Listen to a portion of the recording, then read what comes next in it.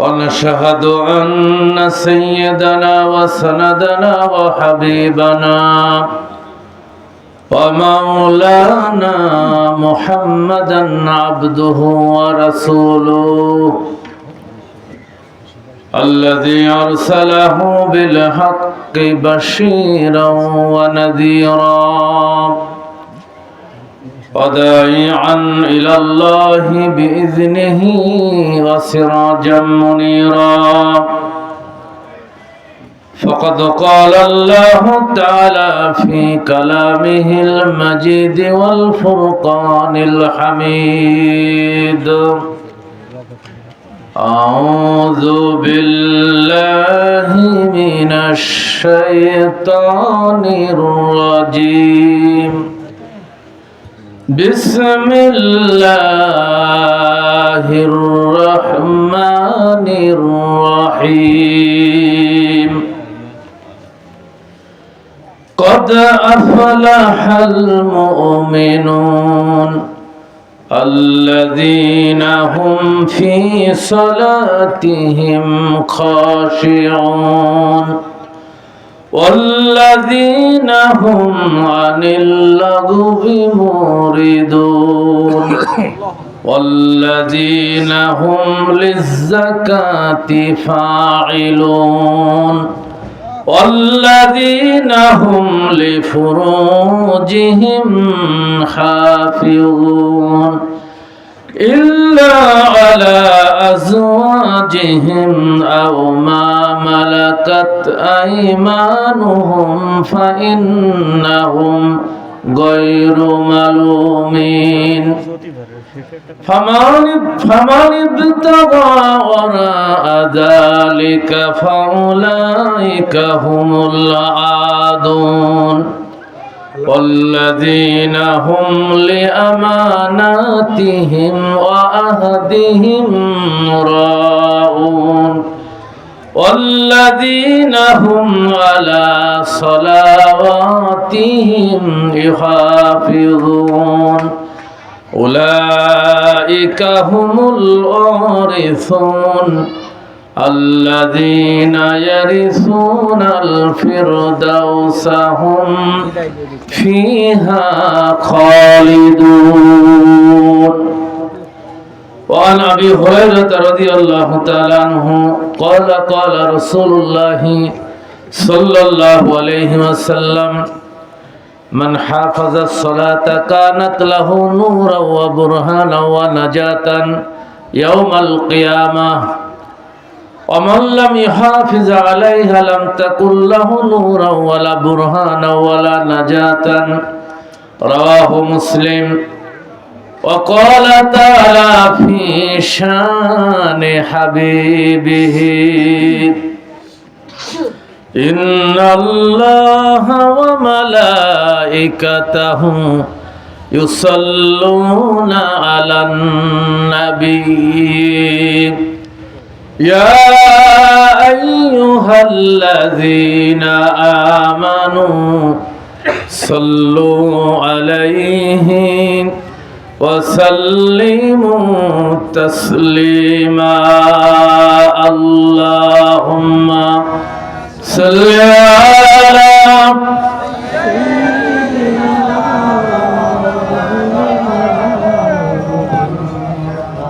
وعلى آل سيدنا হৃদয় খুলে পড়ুন মহব্বতের সাথে নবীর প্রেমে মাতোয়ারা হয়ে পড়ুন আল্লাহুম্মা সাল্লি আলা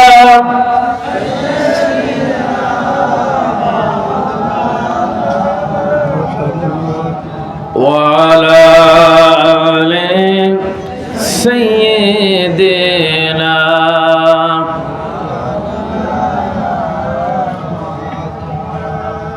एक ही सब में खड़े हो गए महमूद अयाज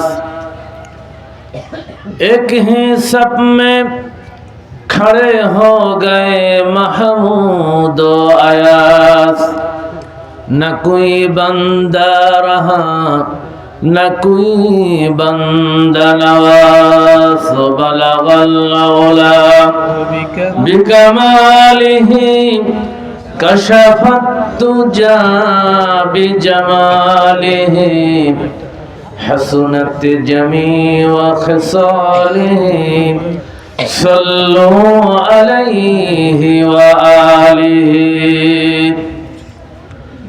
বাংলাদেশের ঐতিহ্যবাহী জেলা ঝিনাইদহের কালীগঞ্জ উপজেলার রামচন্দ্রপুর মধ্যপাড়া জামে মসজিদের উদ্যোগে আয়োজিত আজকের এই তাফসিরুল কোরআন মাহফিলের সম্মানিত সভাপতি জনাব মোহাম্মদ জাহাঙ্গীর হোসেন বিশ্বাস, যিনি এই মসজিদেরও সভাপতি, ইতিপূর্বে আলোচনা পেশ করেছেন হাফেজ কারি আলাউদ্দিন সাহেব। আমার সামনে গুরুত্বপূর্ণ আলোচনা পেশ করেছেন ফুরফুরা শরীফের অত্র এলাকার খাদেম জনাব আলহাজ সিয়ামউদ্দিন সাহেব, আমন্ত্রিত অন্যান্য ওলামায়ে কেরাম, সম্মানিত সুধীমণ্ডলী, যাদের জন্য আজকের এই সুন্দর আয়োজন, আমার সামনে উপস্থিত অত্র এলাকার দিনদার ইমানদার ভাইরা, পর্দার আড়ালে অবস্থানরতা আমার মা ও বোনেরা, সবাইকে সালাম জানাচ্ছি। আসসালামু আলাইকুম ওয়া রাহমাতুল্লাহি ওয়া বারাকাতুহু। মহান মাবুদের দরবারে শুকরিয়া আদায় করছি, কালেমাতুশ শুকর আদায় করছি, যিনি দয়া করে মেহেরবানি করে এই বিশ্ববাসীর জন্য হেদায়েতের সর্বশ্রেষ্ঠ কিতাব, যেটা তার নাম হচ্ছে আল কোরআন। জোরে বলেন, তার নাম কি? আল কোরআন। সেই কোরআনের আলোচনা শোনার জন্য যেই মহান মাবুদ আমাদেরকে আসার তৌফিক দিয়েছেন, পরিবেশ তৈরি করেছেন, সেই আল্লাহ তাআলার দরবারে শুকরিয়া আদায় করছি। সবাই বলছি আলহামদুলিল্লাহ। রব্বানা লাকাল হামদ হামদান কাসীরান তাইয়্যিবান মুবারাকান ফি। আল্লাহ তাআলার দরবারে শুকরিয়া আদায় করে নিলাম। দুরূদ ও সালাম বিশ্বনবী মুহাম্মদ রাসূলুল্লাহ সাল্লাল্লাহু আলাইহি সাল্লামের উপরে, শহীদদের কবুলিয়াত, আত্মার মাগফিরাত কামনা করে ভূমিকা সংক্ষেপ করে আমি কোরআনের আলোচনায় প্রবেশ করতে চাই। আমি আপনাদের সামনে আজকে তেলাওয়াত করেছি সূরা আল মুমিনুনের প্রথম 11টি আয়াত। কত আয়াত? 11টা আয়াত। এই সূরার নাম কি? মুমিনুন। মনে থাকবে তো? আমি কোরআন থেকে কথা বলি, এই এলাকার মানুষ আমার চেনে না, যার কারণে লোকজন হয়েছে কম। তবে এতে আমি অখুশি নয়। এর মধ্যে থেকে যদি একজন মানুষও আজকের এই মাহফিল থেকে হেদায়েত হয়, দিনের আলোয় আলোকিত হয়ে যায়, তাহলে আজকের মাহফিল সার্থক। জন বলে ঠিক কিনা? আমি কোরআন থেকে কথা বলবো, যতক্ষণ বলবো আপনারা আমার আলোচনার শেষ পর্যন্ত শুনতে রাজি আছেন তো? রাজি নাই কে কে একটু হাত তোলেন তো। চলে যাবেন একটু পরে, ভুল হয়ে গেছে। যদি আপনারা চলে যেতে চান তাহলে এখনই চলে যাবেন, কারণ মাঝখান থেকে উঠলে আলোচকের আলোচনায় বিঘ্ন ঘটে। কারণ আমি তখন বুঝবো যে আসলে আপনাদেরকে আমি বুঝাইতে পারছি না। আমি কি কথা বুঝাইতে পারছি?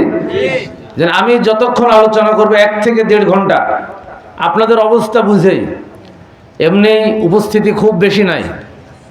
যদি বুঝি যে আপনারা উঠে যাচ্ছেন তাহলে দোয়া করে দেব, আর যদি বুঝি না আপনারা আছেন, তাহলে আমি যে 11টি আয়াত তেলাওয়াত করেছি, একটা হাদিস তেলাওয়াত করেছি, এটার আলোকে আমাদের জীবনের মৌলিক শিক্ষাগুলো আমি বলার চেষ্টা করব ইনশাআল্লাহ। তাহলে আমরা সবাই শুনতে রাজি আছি তো ইনশাআল্লাহ?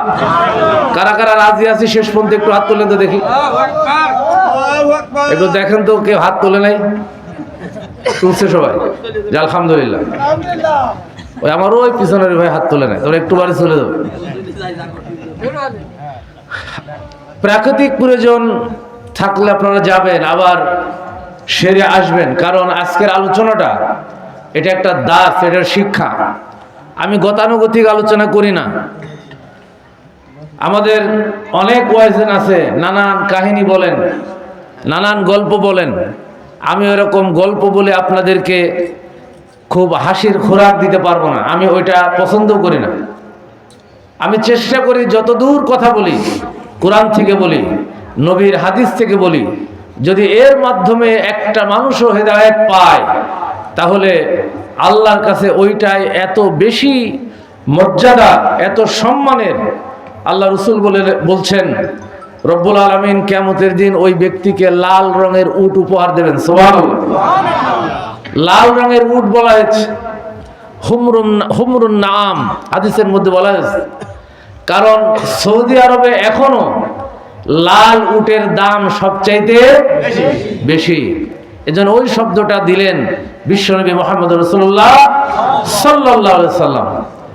এজন্য আমরা আজকে কোরআন থেকে সরাসরি কথা বলবো। এই সূরাটি অবতীর্ণ হয়েছিল মদিনায়। কোথায় অবতীর্ণ হয়েছিল? কোরআনের সূরাটা দুই ভাগে বিভক্ত, এক হচ্ছে মাক্কি সূরা আর একটি মাদানী সূরা। মাক্কি সূরা বলা হয় হিজরতের পূর্বে যতগুলো সূরা অবতীর্ণ হয়েছে এগুলিকে বলা হয় কি? মাক্কি সূরা। সেটা যদি মক্কার বাইরেও হয় এরপরও সেটা কি? মাক্কি সূরা। আর হিজরতের পরে যতগুলো সূরা অবতীর্ণ হয়েছে ওগুলিকে বলা হয় মাদানী সূরা। যদি সেটা মক্কায় অবতীর্ণ হয় এরপরও সেটা কি সূরা? মাদানী সূরা। কারণ অষ্টম হিজরিতে দিন বিজয় হয়ে গেছে, মক্কা বিজয় হয়ে গেছে। তাহলে এই 2 বছরে বিশ্বনবী অনেকবার মক্কা এসেছেন। এই সময় কি কোরআনের কোন আয়াত নাজিল হয় নাই? হয়েছে। এরপরও সেটা কোন সূরা? মাদানী সূরা। তা আমি যে সূরাটি তেলাওয়াত করেছি সূরা আল মুমিনুন। মুমিনুন শব্দের অর্থ হচ্ছে অনেক মুমিন, মুমিনরা সকলেই। কথা কি বুঝা গেছে? এর এক বচন আছে মুমিন, একজন মুমিন। দেখেন কোরআনুল কারীমের মধ্যে এই দুইটা নামেই দুইটা সূরা আছে। আমি যেটা তেলাওয়াত করেছি এটা সূরা আল মুমিনুন, অর্থাৎ মুমিনগণ, মুমিনরা। আবার একটা সূরা আছে শুধু মুমিন, একজন মুমিন। তাহলে একই নামে দুইটা সূরা আছে, একটা আছে বহু বচন আর একটা এক বচন। তো মুমিন বলা হয় তাদেরকে যারা আল্লাহ রাব্বুল আলামিনের উপরে বিশ্বাস করেছে। কার উপর বিশ্বাস করেছে? কোরআনুল কারীমের মধ্যে আল্লাহ রাব্বুল আলামিন মুমিন হওয়ার শর্ত জুড়ে দিয়েছেন। সূরা আল বাকারার 177 নম্বর আয়াতে রব্বুল আলামিন বলছেন মুমিন হতে হলে 5টা বৈশিষ্ট্য লাগবে। জোরে বলেন কয়টা বৈশিষ্ট্য? লাইসাল বিররা আন তুওয়াল্লু জুহাকুম কিবালাল মাশরিকি ওয়াল মাগরিবি ওয়ালাকিন্নাল বিররা মান আমানা বিল্লাহি ওয়াল ইয়াউমিল আখিরি ওয়াল মালাইকাতি ওয়াল কিতাবি ওয়ান নাবিয়্যিন। আল্লাহু আকবার। আল্লাহর কোরআন বলছে তুমি যদি মুমিন হতে চাও, মুমিন হতে হলে শর্ত হচ্ছে 5টা বিষয়ের উপর ঈমান আনতে হবে। কয়টা বিষয়ের উপরে? 5টা বিষয়ের উপর ঈমান আনতে হবে। পরে সাউন্ড তো হয় না, এই সব মাইক দিয়ে ওয়াজ হয় না। আপনার ওয়াজ মাহফিলের আয়োজন করেন, মাইকটা ভালো নিতে পারেন।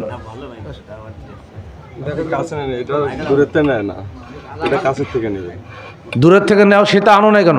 আচ্ছা ঠিক আছে, ঠিক করতে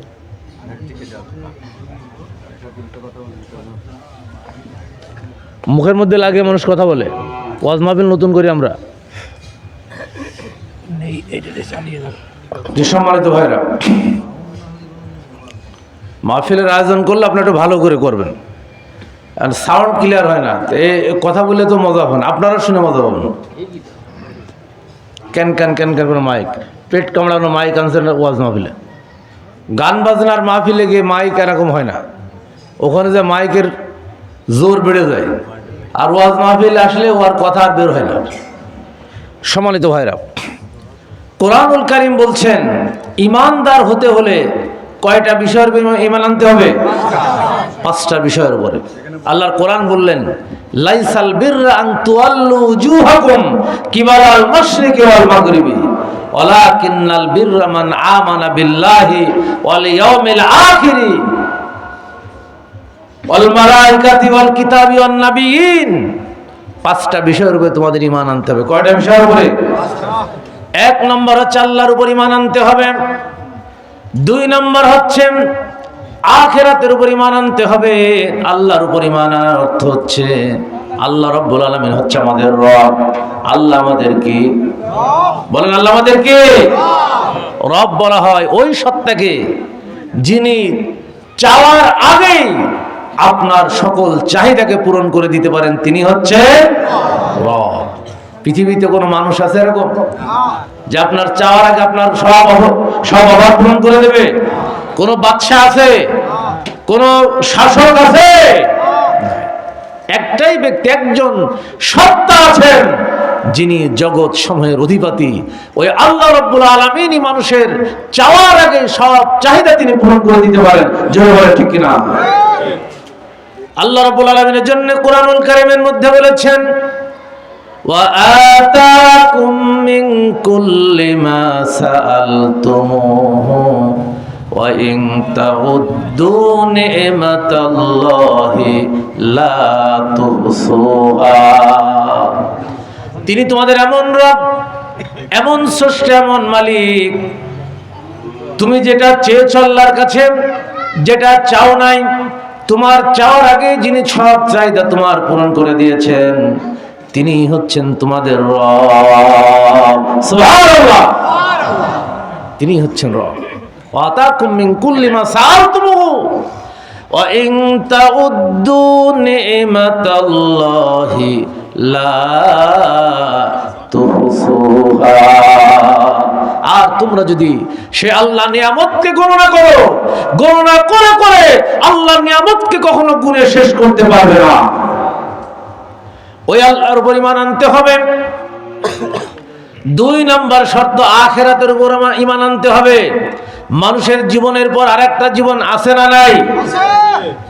কিন্তু অনেক মানুষ বিশ্বাস করে না। নাস্তিকরা বিশ্বাস করে না। মক্কার ওই কুরাইশরা বলেছিল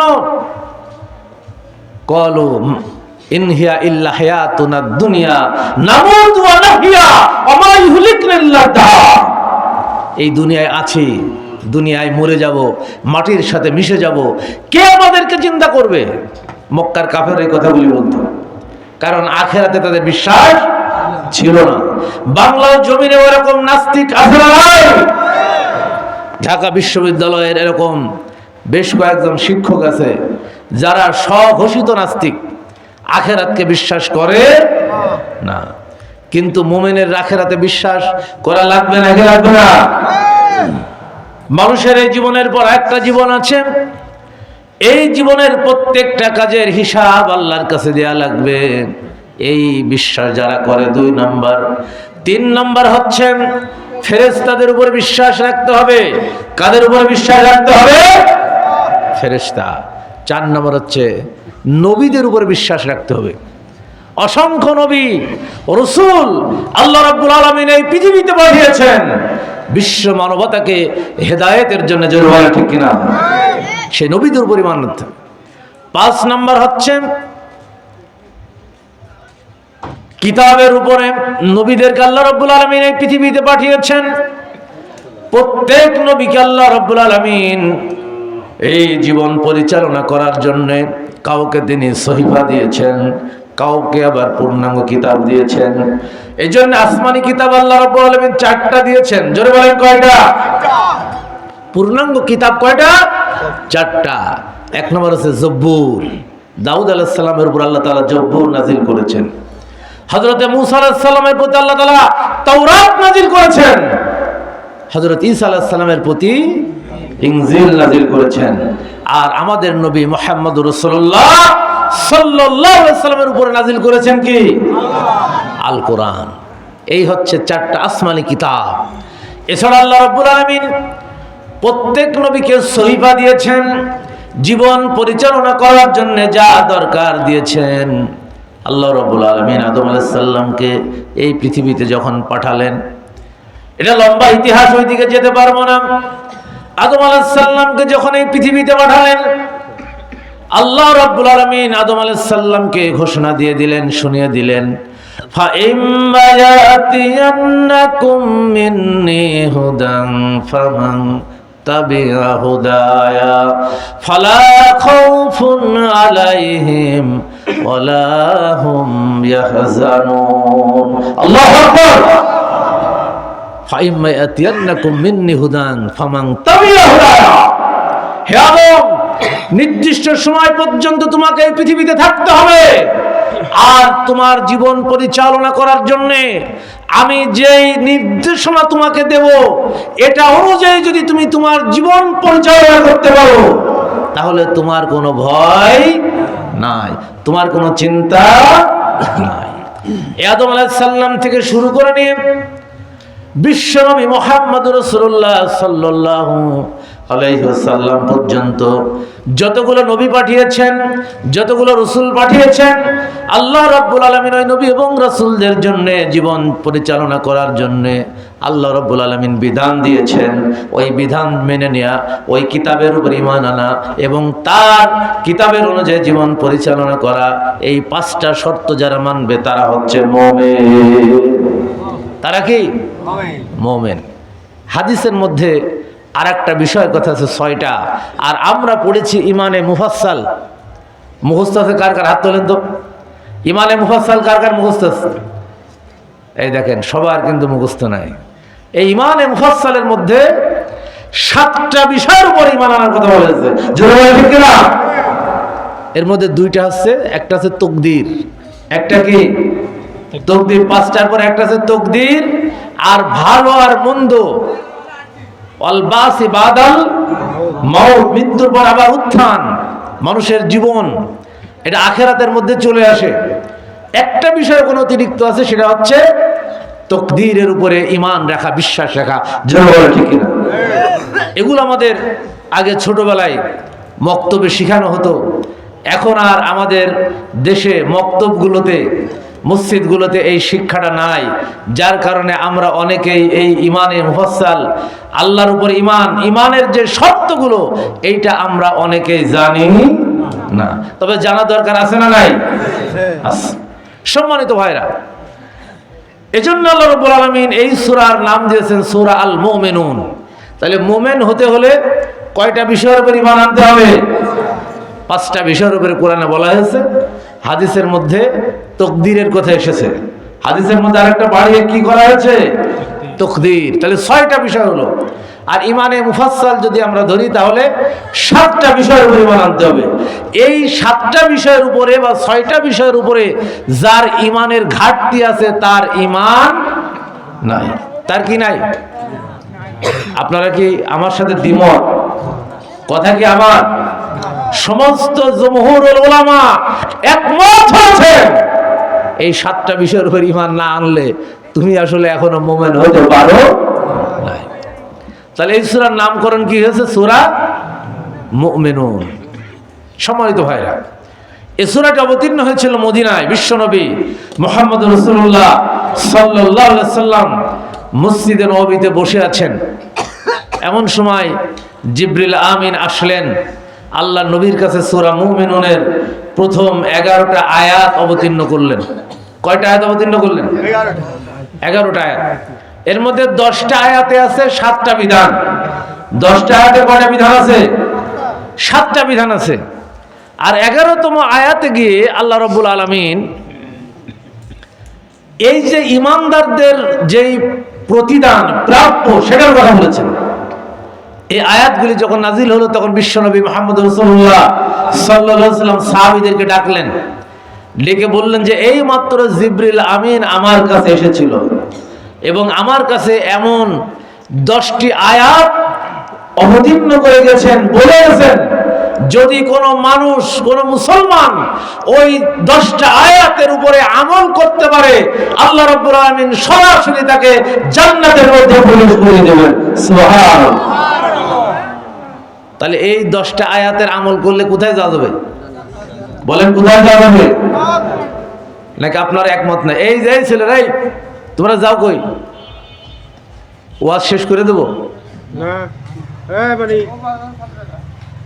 আমি আগেই বলেছি, যারা যাবা আগে চলে যাও, এলে মাঝখানে এগুলো করা ঠিক নাই। তাহলে আজকের আলোচনার বিষয় হচ্ছে জান্নাতে যাওয়ার জন্য আমল। কিসের আমল? জান্নাতে যাওয়ার জন্য আমল। কয়টা?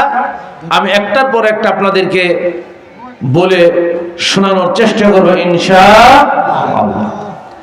সম্মানিত ভাইরা আমার, বন্ধুরা আমার, আল্লাহ রাব্বুল আলামিন প্রথম আয়াত শুরু করলেন এভাবে, কদ আফলাহাল মুমিনুন আল্লাযীনা হুম ফি সালাতিহিম খাশিউন। আল্লাহু আকবার। আল্লাহ তাআলা বললেন মুমিনরা সফল হয়ে গেছে। মুমিনরা কি হয়ে গেছে? সফল হয়ে গেছে। নাকি সফল হবে? হয়ে গেছে। অলরেডি মুমিন যারা, তারা সফলতা লাভ করেছে, তারা সফলতার মঞ্জিলে মাকসুদে তারা পৌঁছে গেছে। সুবহানাল্লাহ। সম্মানিত ভাইরা আমার, বন্ধুরা আমার, এই সফলতা লাভ করে যদি মুমিন হতে হয়, কুরআনুল কারীমের মধ্যে আল্লাহ তাআলা বলেছেন 5টা বৈশিষ্ট্য অর্জন করা লাগবে। জোরে বলেন, কয়টা বৈশিষ্ট্য? 5টা। ইমানদার হতে হলে কোরআনের বক্তব্য 5টা বিষয়ের উপর ঈমান আনতে হবে।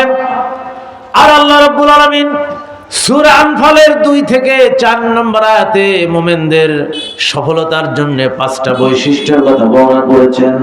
যদি কোনো মুসলমান, কোন মুমিন ওই 5টা বৈশিষ্ট্য তার জীবনে অর্জন করতে পারে, আল্লাহ রাব্বুল আলামিন বলছেন ওই ব্যক্তি হকপন্থী মুমিন, সবচাইতে শ্রেষ্ঠ মুমিন। জোরে বলেন ঠিক কিনা? ইন্নামাল মুমিনুনা আল্লাযীনা ইযা যুকিরাল্লাহু ওয়াজিলাত কুলুবুহুম ওয়া ইযা তুলিয়াত আলাইহিম আয়াতুহু যাদাতুহুম ঈমানা ওয়া আলা রাব্বিহিম ইয়াতাওয়াক্কালুন ওয়া আকিমুস সালাত والذين يقيمون الصلاة ومما رزقناهم ينفقون أولئك هم المؤمنون حقا لهم درجات عند ربهم ومغفرة ورزق كريم الله أكبر আল্লাহ রাব্বুল আলামিন বলছেন, ও দুনিয়ার মানুষেরা শুনে নাও, জেনে নাও, তোমরা ইমানদার হতে চাও, মুমিন হতে চাও, সফলতা লাভকারী মুমিন হতে চাও, তাহলে তোমরা 5টা বৈশিষ্ট্য আগে তোমাদের জীবনে তোমরা গ্রহণ করে নাও। 5টা বৈশিষ্ট্য তোমরা অর্জন করো। 1 নম্বর বৈশিষ্ট্য, মুমিন হতে হলে আমরা মুমিন কি মুমিন না, নিজের আত্মার কাছে প্রশ্ন করলে, নিজের বিবেকের কাছে প্রশ্ন করলে আমাদেরকে বিবেক জানিয়ে দেবে তুমি মুমিন কি মুমিন নাও।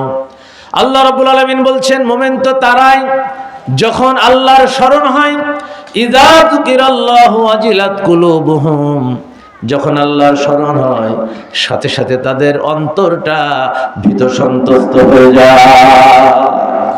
আল্লাহর স্মরণ হলে কি হয়? কথা বলেন না কেন? অন্তরটা কি হয়? ভয়ে কেঁপে ওঠে, ভীত সন্ত্রস্ত হয়। এখন আপনারা বলেন, আমরা যারা এখানে আছি, কোরআনের কথা শুনলে বা আল্লাহর স্মরণ হলে আমাদের অন্তর কি কাঁপে? কি বলেন, কাঁপে নাকি? কাঁপে না। কারোর কাঁপে, যারা ওই পর্যায়ে পৌঁছে গেছে অনেকের অন্তর কাঁপে, কিন্তু ম্যাক্সিমাম মুসলমান স্বাভাবিকভাবে, সকল মুসলমানের মধ্যে আল্লাহর ভয় অন্তরে ওইভাবে ঢোকে না। তাহলে কি আমরা মুমিন নাই? তাহলে কি আমরা ইমানদার নয়? ইমানদার হতে হলে আপনাকে একটা শর্ত আপনার অন্তরের মধ্যে থাকতে হবে। আপনি যখন কোনো নিষিদ্ধ কাজ করতে যাবেন, আমাদের সমাজে নিষিদ্ধ কাজ আছে না নাই? রাস্তা দিয়ে হাঁটছেন, সুন্দরী একজন নারী হেঁটে যাচ্ছে, আপনি তার দিকে তাকালেন, তার প্রতি আপনার লোভ হলো বা নানান চিন্তা আপনার অন্তরের মধ্যে তৈরি হলো। যুবকদের মধ্যে এরকম হয় নাকি হয় না? আপনি রাস্তা দিয়ে হাঁটতে গিয়ে যদি কোনো নারীকে দেখেন, আল্লাহ কোরআন বলছে তুমি তোমার চক্ষুকে নিম্নগামী করো, ঠিক না? চোখকে কি করো? নিম্নগামী করো, তোমার লজ্জাস্থান সময় হেফাজত করো। যদি সত্যিকার অর্থে আপনি এরকম পরিস্থিতির শিকার হন, আল্লাহর ভয়ে ভীত হয়ে ওই সুন্দরী নারী থেকে আপনার চোখকে আপনি দূরে সরিয়ে রাখতে পারেন, এটাই হচ্ছে আল্লাহর ভয়। জয় বলেন ঠিক না? আপনার কাছে সুযোগ আছে ঘুষ খাওয়ার, অবারিত সুযোগ আপনার সামনে রয়েছে, ঘুষ খাওয়ার সুযোগ তৈরি হয়ে গেছে। আপনি চিন্তা করলেন, আল্লাহ নবী লানত করেছেন, আল্লাহ রাব্বুল আলামিন লানত করেছেন, লানাতুল্লাহি আলা রাশি ওয়াল মুরতাশি, সহিহ বুখারী। লানা রাসূলুল্লাহি সাল্লাল্লাহু আলাইহি ওয়াসাল্লাম আলা রাশি ওয়াল মুরতাশি, যে ব্যক্তি সুদ দেয়, যে ব্যক্তি ঘুষ দেয়, আর যে ব্যক্তি ঘুষ খায়, আল্লাহ রাব্বুল আলামিনের লানত, আল্লাহর নবী ওই ব্যক্তির উপরে লানত করেছেন। আপনার সামনে অবারিত সুযোগ এসে গেছে ঘুষ খাওয়ার, আবার আপনি যদি আল্লাহর ভয়ে ভীত হয়ে ঘুষ খেলে আল্লাহ লানত পাবেন, আল্লাহ রাসূল লানত করবেন। এই ভয়ে ভীত হয়ে আদালতে আখিরাত আল্লাহর সামনাসামনির কাঠগড়ায় দাঁড়াতে হবে, এই চিন্তা করে আপনি যদি ঘুষ থেকে নিজেকে আপনি বিরত রাখতে পারেন, এটাই হচ্ছে আল্লাহর ভয়ে ভীত হওয়া। এটা কার ভয়ে ভীত হওয়া? আল্লাহ রাব্বুল আলামিন এই জাতীয় মানুষদেরকে, এই জাতীয় বান্দাদেরকে গুনাহ ক্ষমা করে দেন, বিপদ আপদ মুসিবত দূর করে দেন। সহিহ বুখারীর হাদিসের মধ্যে বিশ্বনবী বলেছেন, 3 যুবক রাস্তা দিয়ে বের হয়েছে, দুর্গম পথ পাড়ি দিয়ে 3 বন্ধু রাস্তা দিয়ে বের হয়েছে। সহিহ বুখারীর বর্ণনা এসেছে, রাস্তা দিয়ে হাঁটতে হাঁটতে হঠাৎ আকাশে মেঘ চলে আসলো, ব্যাপক ঝড় শুরু হয়ে গেল। 3 যুবক চিন্তা করলেন, এই ঝড় থেকে বাঁচতে হলে কি করা যায়? পাহাড়ের একটা গুহার মধ্যে আশ্রয় নিল 3 জন। এমন সময় প্রচন্ড ঝড়ে একটা পাথর এসে ওই গুহার মুখটা এমন ভাবে আটকে গেল, ওই গুহা থেকে আর বেরোনোর মতো কোনো সুযোগ নাই। ওই 3 যুবক চিন্তা করলেন, এখন কি করব? এখন তো এখানে না খেয়ে মরে যাওয়া ছাড়া কোনো পথ নাই। 3 যুবক চিন্তা করলেন, এখন কি করা যায়? এই বিপদ থেকে উদ্ধার করার মতো আল্লাহ ছাড়া আমাদের কোনো পথ নাই। আল্লাহ রাব্বুল আলামিন যদি আমাদেরকে চান এই বিপদ থেকে উদ্ধার করতে পারেন, আল্লাহ ছাড়া কেউ আমাদেরকে এই বিপদ থেকে উদ্ধার করতে পারবে না। কারণ এমন দুর্গম পথ, ওই পথ দিয়ে কোনো মানুষ কোনোদিন যাবে কিনা সেটার কোনো নিশ্চয়তা নাই। ওই 3 যুবক এবার চিন্তা করলেন, আমাদের জীবনের যত ভালো কাজ আমরা করেছি, সবচাইতে ভালো কাজ যেটা করেছি, যেটা আল্লাহকে খুশি করার জন্য করেছি, আমরা সেই ভালো কাজের কথা আল্লাহর কাছে স্মরণ করি, আল্লাহর কাছে আমরা ওই ভালো কাজের দোহাই দিয়ে আল্লাহর কাছে আমরা এই বিপদ থেকে উদ্ধার হওয়ার জন্য দোয়া করি। আল্লাহ রাব্বুল আলামিন চাইলে আমাদের বিপদ থেকে উদ্ধার করে দিতে পারে। সম্মানিত ভাইরা আমার, বন্ধুরা আমার, 3 যুবক এবার আল্লাহর কাছে ক্রন্দন করতে লাগলেন। লম্বা হাদিস, একটা কাহিনী আমি বলছি। ওর মধ্যে এক যুবক ছিল, তার চাচাতো বোনের সাথে তার ভালোবাসা ছিল। চাচাতো বোনকে সে মহব্বত করত, সুন্দরী রমণী, অত্যন্ত সুন্দর চেহারা, কাজল কালো চোখ, চাচাতো বোনের প্রতি আসক্ত হয়ে গেছে। চাচাতো বোনের সাথে ভালোবাসা এমন ভাবে মত্ত হয়ে গেছে। এমন সময় একদিন সুযোগ এসে গেছে তার সাথে ব্যভিচারে লিপ্ত হওয়া। চাচাতো বোনের সাথে ব্যভিচারে লিপ্ত হওয়ার জন্য চূড়ান্ত পর্যায়ে পৌঁছে গেছে, ব্যভিচারে লিপ্ত হবে। এমন সময় চাচাতো বোন ও তার ভাইকে বলছে, ও আমার চাচাতো ভাই, তুমি আদালতে আখিরাতে আল্লাহর আযাবের ভয় করো। ইত্তাকিল্লাহ, আল্লাহকে ভয় করো। তুমি আমার সাথে ব্যভিচারে লিপ্ত হবে, আমার সাথে ব্যভিচারে যদি লিপ্ত হও, আমার সতীত্ব তুমি নষ্ট করে দেবে, কিন্তু এটার পরিণাম হবে আদালতে আখিরাতে জাহান্নাম ছাড়া তোমার কোনো রাস্তা থাকবে না।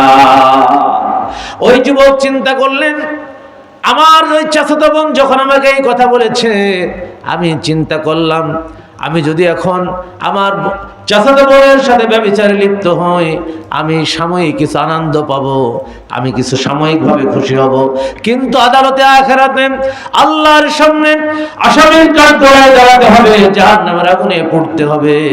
ওই জাহান্নামের আগুনে আমি পুড়তে পারবো না, এই মনে করে ওই যুবক ওই ব্যভিচার থেকে সে বিরত হয়ে গেল।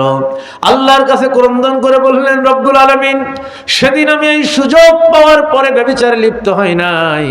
আল্লাহ, আমি তোমাকে ভয় করেছিলাম, জাহান্নামের আগুনকে ভয় করেছিলাম।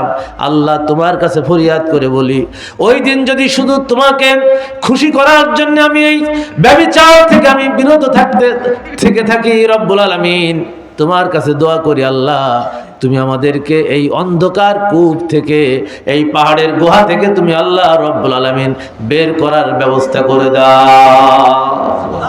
সুবহানাল্লাহ। সেই বুখারীর বর্ণনা এসেছে, আল্লাহ রব্বুল আলামিন তাদের দোয়া কবুল করলেন এবং পাহাড়ের গুহার মুখ থেকে ওই পাথরটা আল্লাহর কুদরত দিয়ে সরিয়ে দিলেন। এই তিন যুবক পাহাড়ের গুহা থেকে রক্ষা হয়ে গেল। সুবহানাল্লাহ। এই যে আল্লাহর ভয়, কথা বোঝা গেছে? ইযা যুকিরাল্লাহু ওয়াজিলাত কুলুবুহুম ওয়া ইযা তুলিয়াত আলাইহিম আয়াতুহু যাদাতুহুম ঈমানা। আল্লাহ রাব্বুল আলামিন বলছেন, দ্বিতীয় বৈশিষ্ট্য মুমিনের থাকতে হবে, যখন কোরআনের আলোচনা হয়, আল্লাহর আয়াতগুলি তাদের সামনে পেশ করা হয়, মুসলমানদের সামনে, মুমিনদের সামনে, আল্লাহর কোরআনের আলোচনা শোনার সাথে সাথে ঈমান বেড়ে যায়। যদি ঈমান বেড়ে যায়, বুঝতে হবে ওই ব্যক্তির মধ্যে ঈমান আছে। দুই নম্বর, ঈমান বেড়ে যাবে কোরআনের কথা শুনলে পরে। যাদের আজকের এই মাহফিল থেকে ঈমান বেড়ে যাবে, আলোচনা শুনলে পরে বুঝতে হবে সে ঈমানদার। জোরে বলে ঠিক কিনা? আর যারা চলে যাচ্ছে, তারা অনেকে চলে গেছে, ঈমান আছে, তবে ঈমানের গভীরতা কতটুকু আছে আল্লাহ ভালো। কারণ কোরআনের বাইরে কোনো কথাই পর্যন্ত বলেছি আমি, বলবো না ইনশাআল্লাহ। আল্লাহ রাব্বুল আলামিন বললেন, তিন নম্বর বৈশিষ্ট্য মুমিনের, ওয়া আলা রাব্বিহিম ইয়াতাওয়াক্কালুন। মুমিন ভরসা করবে একমাত্র আল্লাহর উপরে। কার উপরে ভরসা করবে? আমরা কার উপরে ভরসা করি? সবাই করি না। আমরা অনেক নেতার উপরে ভরসা করি, চেয়ারম্যানের উপরে ভরসা করি, এমপির উপরে ভরসা করি। চেয়ারম্যানের কাছে গিয়ে বলি, ভাই যদি আমার ভিজিএফ এর চাল না দেন তাও না খেয়ে ফেলব। এরকম মুসলমান আছে না ভাই? এটা শিরক। এটা কি? কথা বলেন না, এটা কি শিরক? চাইতে হবে কার কাছে? আল্লাহ। আব্দুল্লাহ ইবনে মাসউদ রাদিয়াল্লাহু তাআলা আনহু বলছেন, রাসূলুল্লাহ সাল্লাল্লাহু আলাইহি ওয়াসাল্লাম আব্দুল্লাহ ইবনে মাসউদকে শিক্ষা দিয়েছেন সেই ছোট্টবেলা থেকে। এজন্য তাকে বলা হয় হাদিসের সবচাইতে বড় ফকিহ। রাসূলুল্লাহ সাল্লাল্লাহু আলাইহি ওয়াসাল্লাম সফরে যেতেন, আব্দুল্লাহ ইবনে মাসউদকে সাথে নিতেন। এক উটের উপরে আল্লাহর নবী বসা আছেন, আব্দুল্লাহ ইবনে মাসউদ বসা আছেন। আব্দুল্লাহ ইবনে মাসউদ বললেন, আল্লাহর নবী আমাকে ধরে ধরে হাদিসের শিক্ষাগুলো দিয়েছে। সহিহ বুখারী লম্বা হাদিস। আব্দুল্লাহ ইবনে মাসউদ বললেন, বিশ্বনবী আমাকে শিখিয়েছেন, ও আব্দুল্লাহ ইবনে মাসউদ, যদি তোমার জুতোর ফিতা জোড়া ছিঁড়ে যায় তাহলে তুমি আল্লাহর কাছে চাও, আল্লাহ ছাড়া কারো কাছে তুমি চেও না। আর আমরা চাই কার কাছে? নেতার কাছে যাই। আমরা কার কাছে যাই? আল্লাহর উপরে তাওয়াক্কুল নাই, ভরসা নাই। এজন্য মুমিন যারা, ঈমানদার যারা, তাদের ভরসা করতে হবে সকল ক্ষেত্রে একমাত্র আল্লাহর উপরে। পারা যাবে তো ইনশাআল্লাহ? 4 নম্বর বৈশিষ্ট্য হচ্ছে আল্লাযীনা ইউকিমুনাস সালাতা ওয়া মিম্মা রাযাকনাহুম ইনফিকুন। 4 নম্বর বৈশিষ্ট্য হচ্ছে মুমিন নামাজি হবে। কি হবে? নামাজ কায়েম করবে। নামাজ কি কায়েম আছে আমাদের দেশে? আমাদের সমাজে কি নামাজ কায়েম আছে? নামাজ কায়েম নাই। নামাজ আমরা পড়ি, নামাজ আমরা পড়ি, এই জন্য যার খুশি হয় সে পড়ে, যার খুশি হয় না সে পড়ে না। কিন্তু নামাজ যদি কায়েম থাকতো বাংলা জমিনে কোন বেনামাজিকে খুঁজে পাওয়া যেত না। সৌদি আরবে নামাজ কায়েম আছে। কি আছে? কায়েম আছে। এই জন্য যারা সৌদি আরবে গেছেন তারা দেখবেন আজানের সাথে সাথে মার্কেট সব কি হয়ে যায়, ক্লোজ হয়ে যায়, বন্ধ হয়ে যায়। আজানের পরেও যদি কেউ মার্কেট খোলা রাখে তাহলে পুলিশ এসে তাকে ধরে থানায় নিয়ে যায়, যে বেটা তুমি দোকান খোলা রাখছো কেন? কথা বুঝতে পারছেন? যারা সৌদি আরবের সব এলাকায় তো যাওয়ার সুযোগ আপনাদের হয় নাই, আমার বেশ কিছু জায়গায় যাওয়ার সুযোগ হচ্ছে। কিন্তু যারা হজ এবং উমরায় গেছেন তারা তো মক্কা এবং মদিনার দৃশ্যটা দেখেছেন। কি বলেন, দেখেন নাই? আজানের পরে কি আর দোকান খোলা থাকে, মার্কেট খোলা থাকে? থাকে না। তুমি নামাজ পড়ো আর না পড়ো, দোকানটাকে বন্ধ করে দাও।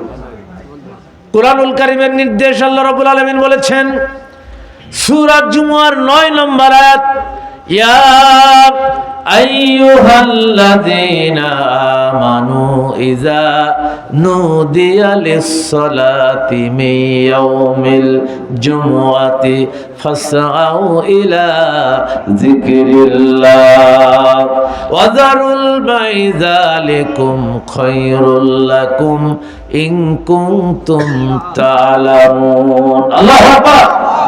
ওহে তোমরা যারা ঈমান এনেছো, মুমিনদেরকে সম্বোধন করলেন। আমরা ঈমানদার নাকি বেঈমান? এই কথা বলেন, আমরা কি ঈমানদার না বেঈমান? এর কথা বলতে হবে। আল্লাহ রাব্বুল আলামিন মুমিনদেরকে ডেকেছেন, মুমিনদেরকে ডেকে বলেছেন যখন মসজিদে আজান হবে, আজান যখন শোনা হবে, যখন মুয়াজ্জিন নামাজের জন্য আহ্বান করবে, তখন তোমরা আল্লাহর স্মরণের জন্য মসজিদের দিকে ধাবিত হও। কোন দিকে ধাবিত হও? মসজিদের দিকে দৌড়াও। ওয়াজারুল বাই', এবং ব্যবসাকে বন্ধ করে দাও। ব্যবসাকে কি করে দাও? ক্লোজ করে দাও। ব্যবসা বাণিজ্য চাকরি সবকিছু বন্ধ করে দে, এক আল্লাহর কাছে সাজদা দেওয়ার জন্য মসজিদের দিকে ধাবিত হও। আমাদের দেশে কি আইন আছে? নাই। এই কথা বলেন না পাশে কেউ। না না, আমাদের দেশে কি এই আইন আছে? কোরআনের এই আইন কি জারি আছে আমাদের দেশে? জারি না থাকার কারণে আজকে মসজিদগুলো হয়েছে কানা। মসজিদগুলো কি হয়েছে? কানা। ওখানে মুসল্লি নাই। সুন্দর সুন্দর মসজিদ তৈরি করা হয়েছে, কিন্তু সেই মসজিদে নামাজ পড়ার জন্য মুসল্লি খুঁজে পাওয়া যায় না। অথচ রাসূলুল্লাহ সাল্লাল্লাহু আলাইহি ওয়াসাল্লাম বলেছেন আজান হওয়ার পরে যেই ব্যক্তি মসজিদে না যায়, আমার ইচ্ছা হয় ওই ঘরটাকে আমি আগুন দিয়ে জ্বালিয়ে দেই। কিন্তু আমি এই কাজটা করতে পারি না, কারণ ওই ঘরে অনেক নারী আছে, অনেক বাচ্চা আছে, অনেক বৃদ্ধ আছে, যার কারণে ওই ঘরে আমি আগুন দিতে পারি না। বিশ্বনবী বলেছেন। কে বলেছেন? রাসূলুল্লাহ সাল্লাল্লাহু আলাইহি ওয়াসাল্লাম বলেছেন। অথচ আমাদের দেশে এই কোরআনের এই আয়াতের হুকুম নাই। যদি রাষ্ট্রীয়ভাবে বাংলার জমিনে দিন কায়েম থাকতো তাহলে নামাজ সকলের জন্য বাধ্যতামূলক হয়ে যেত। জোরে বলো ঠিক কিনা? এমন কিছু কিছু আমল আছে যেগুলো আপনি নসিহা করে, ওয়াজ মাহফিল করে ওই আইনগুলো কখনোই বাস্তবায়ন করা সম্ভব নয়। যেমন নামাজ কায়েম করা, এটা কি এমনি এমনি হবে? আমাদের মাওলানা হাবিবুর রহমান নাম শুনেছেন, একজন চাচাকে পাইলাম যে নুরুন নবী সামদানির খুব কাছের লোক ছিলেন। তারা যখন ওয়াজ করেছে, মাওলানা হাবিবুর রহমান বলেছেন এক ওয়াজ মাহফিল এসে, সেই 47 সাল থেকে এই বাংলার জমিনে, এই বাংলাদেশ স্বাধীনের আগে পাকিস্তান পিরিয়ড থেকে আমরা ওয়াজ করি, এই দীর্ঘ 50 বছর ওয়াজ করে মসজিদে জুতো চুরি করা বন্ধ করতে পারলাম না। মসজিদে জুতো চুরি হয় নাকি হয় না? এই এলাকায় তো হয় না। এখন এই যে চোর, আপনি চুরি বন্ধ করবেন কিভাবে? এগুলোকে নসিহত করে হবে? নসিহত করে হবে না। যদি রাষ্ট্র সিদ্ধান্ত নিত যে বাংলার জমিনে আজকের থেকে কোরআনের বিধান যাই হবে, চোর চুরি করলে তার হাতটা কেটে দেওয়া হবে, যদি রাষ্ট্র এই সিদ্ধান্ত দিত, চোর 90% এমনি সোজা হয়ে যেত। এমনি কি হয়ে যেত? সোজা হয়ে যেত। কারণ এই খালকুলা এলাকায়, এই এলাকায় ইউনিয়নে চোর ধরা পড়লে ইউনিয়ন পরিষদের চেয়ারম্যানের নেতৃত্বে যদি 4-5টা হাত কেটে দেওয়া হতো, এই চোর যখন বাইরে বেড়াতে যেত তো মানুষ দেখেই বলতে, এই শালা চোর, তো তোর একটা হাত নেই মানে কি, এ চুরি করে ধরা খেয়েছে। এই দৃশ্য দেখার পরে বাকিরা এমনি সোজা হয়ে যেত, জোর বলেন ঠিক কিনা? কিন্তু এই আইন আপনি কি এমনি এমনি কায়েম করতে পারবেন? এটা কি সম্ভব? এটা সম্ভব নাই। এর জন্য দরকার রাষ্ট্রীয়ভাবে ইসলাম কায়েম করা যাবে, বলেন ঠিক কিনা? সম্মানিত ভাই আমার, বন্ধুরা আমার, এজন্য আল্লাহ রাব্বুল আলামিন বলেছেন মুমিনের বৈশিষ্ট্য 4 নম্বর, নামাজ কায়েম করতে হবে। নামাজ না পড়লে ওই ব্যক্তি কখনো মুমিন হতে পারে না। আমাদের মধ্যে অনেক মুসলমান আছে যারা বলে নামাজ না পড়লে কি হবে, আমার ঈমান ঠিক আছে। এরকম আছে না? নামাজ না পড়লে কি হবে, ঈমান ঠিক আছে। আর তার ঈমান তো নেই। ঈমান আছে নাকি? লা দীন লিমান লা সালাত আলাহু, আল্লাহ রাসূলের কথা, বুখারী মুসলিমের হাদিস। যে ব্যক্তি নামাজ পড়ে না ওই ব্যক্তির মধ্যে কোনো দিন ঈমান নাই। তা সে বললি ঈমান আছে বললি হবে? আল্লাহর নবী আর বলেছেন বাইনাল আবদি ওয়া বাইনাল কুফরি তারকুস সালাত, যে ব্যক্তি নামাজ পড়ে ওই ব্যক্তি আল্লাহর গোলাম, আর যে ব্যক্তি নামাজ পড়ে না ওই ব্যক্তি হচ্ছে কাফের হয়ে গেল। এই জন্য আল্লাহর বান্দা আর কাফের পার্থক্য সৃষ্টি করতে হবে নামাজ দিয়ে। জোরে বলেন ঠিক কিনা? সৌদি আরবে এই বিধানটা থাকার কারণে, রাষ্ট্রীয় আইন হওয়ার কারণে অনেক মুসলমান এর পরেও নামাজে যায় না। কিন্তু বাইরে বেড়ানোর কোনো সুযোগ নেই, দোকানের দরজা বন্ধ করে ঘরের মধ্যে শুয়ে থাকে, এরপর নামাজ পড়বে না শয়তান। কথা বুঝতে পারছেন? মানে সুযোগ, মুসলমান সুযোগ খুঁজবে যে নামাজ পড়বে 4 রাকাত 2 রাকাত, এই নামাজ পড়তে কষ্ট হবে, এই জন্য মসজিদে না গিয়ে দোকান বন্ধ করে ভিতরে বসে থাকবে, শুয়ে থাকবে, এরপরে মসজিদে যাবে না। এইরকম পদ্ধতি সৌদি আরবে আছে। কথা বুঝাতে পারছি? 5 নম্বর বৈশিষ্ট্য হচ্ছে আল্লাহ রাব্বুল আলামিন বলেছেন, আল্লাহ রাব্বুল আলামিন বলছেন আমি যে সম্পদ দিয়েছি, যে রিজিক দিয়েছি, এই রিজিক থেকে আমার রাস্তায় যারা ব্যয় করবে, এই 5টা গুণ যারা অর্জন করবে, আল্লাহ রাব্বুল আলামিন বলছেন উলাইকা হুমুল মুমিনুনা হাক্কান, এরা হচ্ছে হকপন্থী মুমিন, সত্যপন্থী মুমিন। জোরে বলেন ঠিক কিনা? কে বলেছেন? জোরে বলতে হবে, কে বলেছেন? আল্লাহ তাআলা বলেছেন। এখন এই 5টা বৈশিষ্ট্য আমরা অর্জন করতে গেলে রাজি আছি ইনশাআল্লাহ। সম্মানিত ভাইরা আমার, বন্ধুরা আমার, এই 5টা বৈশিষ্ট্য যারা অর্জন করেছে, আল্লাহর কোরআন বলছে এই মুমিনরা সফলতা পেয়ে গেছে, এই মুমিন সফল হয়ে গেছে। আল্লাহ নবী বললেন সফল হওয়ার সাথে সাথে এই ব্যক্তিকে আরো কয়টা গুণ এবং বৈশিষ্ট্য তাদের অর্জন করা লাগবে। শুধু নামাজ আদায় করলে হবে না, নামাজ কেমন ভাবে পড়তে হবে, কিভাবে পড়তে হবে, কিভাবে আদায় করতে হবে, বিশ্বনবী বললেন ওয়াল্লাযীনা হুম ফি সালাতিহিম খাশিউন। আল্লাহু আকবার। যারা নামাজকে ভীতি মিশ্রিত বিনয়ের সাথে আদায় করবে, নামাজের মধ্যে কি থাকবে? ভয় থাকবে। নামাজের মধ্যে কি থাকবে? ভয় থাকবে। আমাদের নামাজের মধ্যে কি ভয় আছে নাকি? নামাজের মধ্যে ভয় নাই। নামাজ পড়ি, এত তাড়াতাড়ি সেজদা দিই, এত দ্রুত রুকু দেই, মনে হয় যেন সে মেশিনের মতো নামাজ পড়ছে। এরকম নামাজে আছে না নাই? আবার যদি ইমাম সেজদায় যে একটুখানি লম্বা করে, একটু তাসবিহ লম্বা করে, পিছন দিয়ে এরকম গলা ঝাড়া দেয়, এরকম মুসলমান আছে না নাই? নামাজের মধ্যে দাঁড়িয়ে আছে, ফ্যান চলতেছে, এখন হঠাৎ করে ফ্যান বন্ধ হয়ে গেছে, বিদ্যুৎ চলে গেছে। এমন নামাজই আছে বলে এক যা বিদ্যুৎ চলে গেল, নামাজের মধ্যে দাঁড়িয়ে বলে আসলে কি তার নামাজ হচ্ছে? নামাজ হচ্ছে না। আল্লাহ রাসূল বলেছেন নামাজ পড়তে হবে খুশু খুজু ভাবে, এমন ভাবে নামাজ পড়তে হবে যাতে নামাজের সাথে বান্দার সরাসরি আল্লাহ রাব্বুল আলামিনের সাথে সাক্ষাৎ হয়ে যায়। সাহাবীরা নামাজ শিখিয়েছেন। বুখারীর হাদিস থেকে শোনাচ্ছি, বিশ্বনবী যুদ্ধের ময়দানে বের হয়েছেন। আব্দুল্লাহ ইবনে মাসউদ ইসলামের সবচাইতে বড় ফকিহ, তিনিও সাথে আছেন।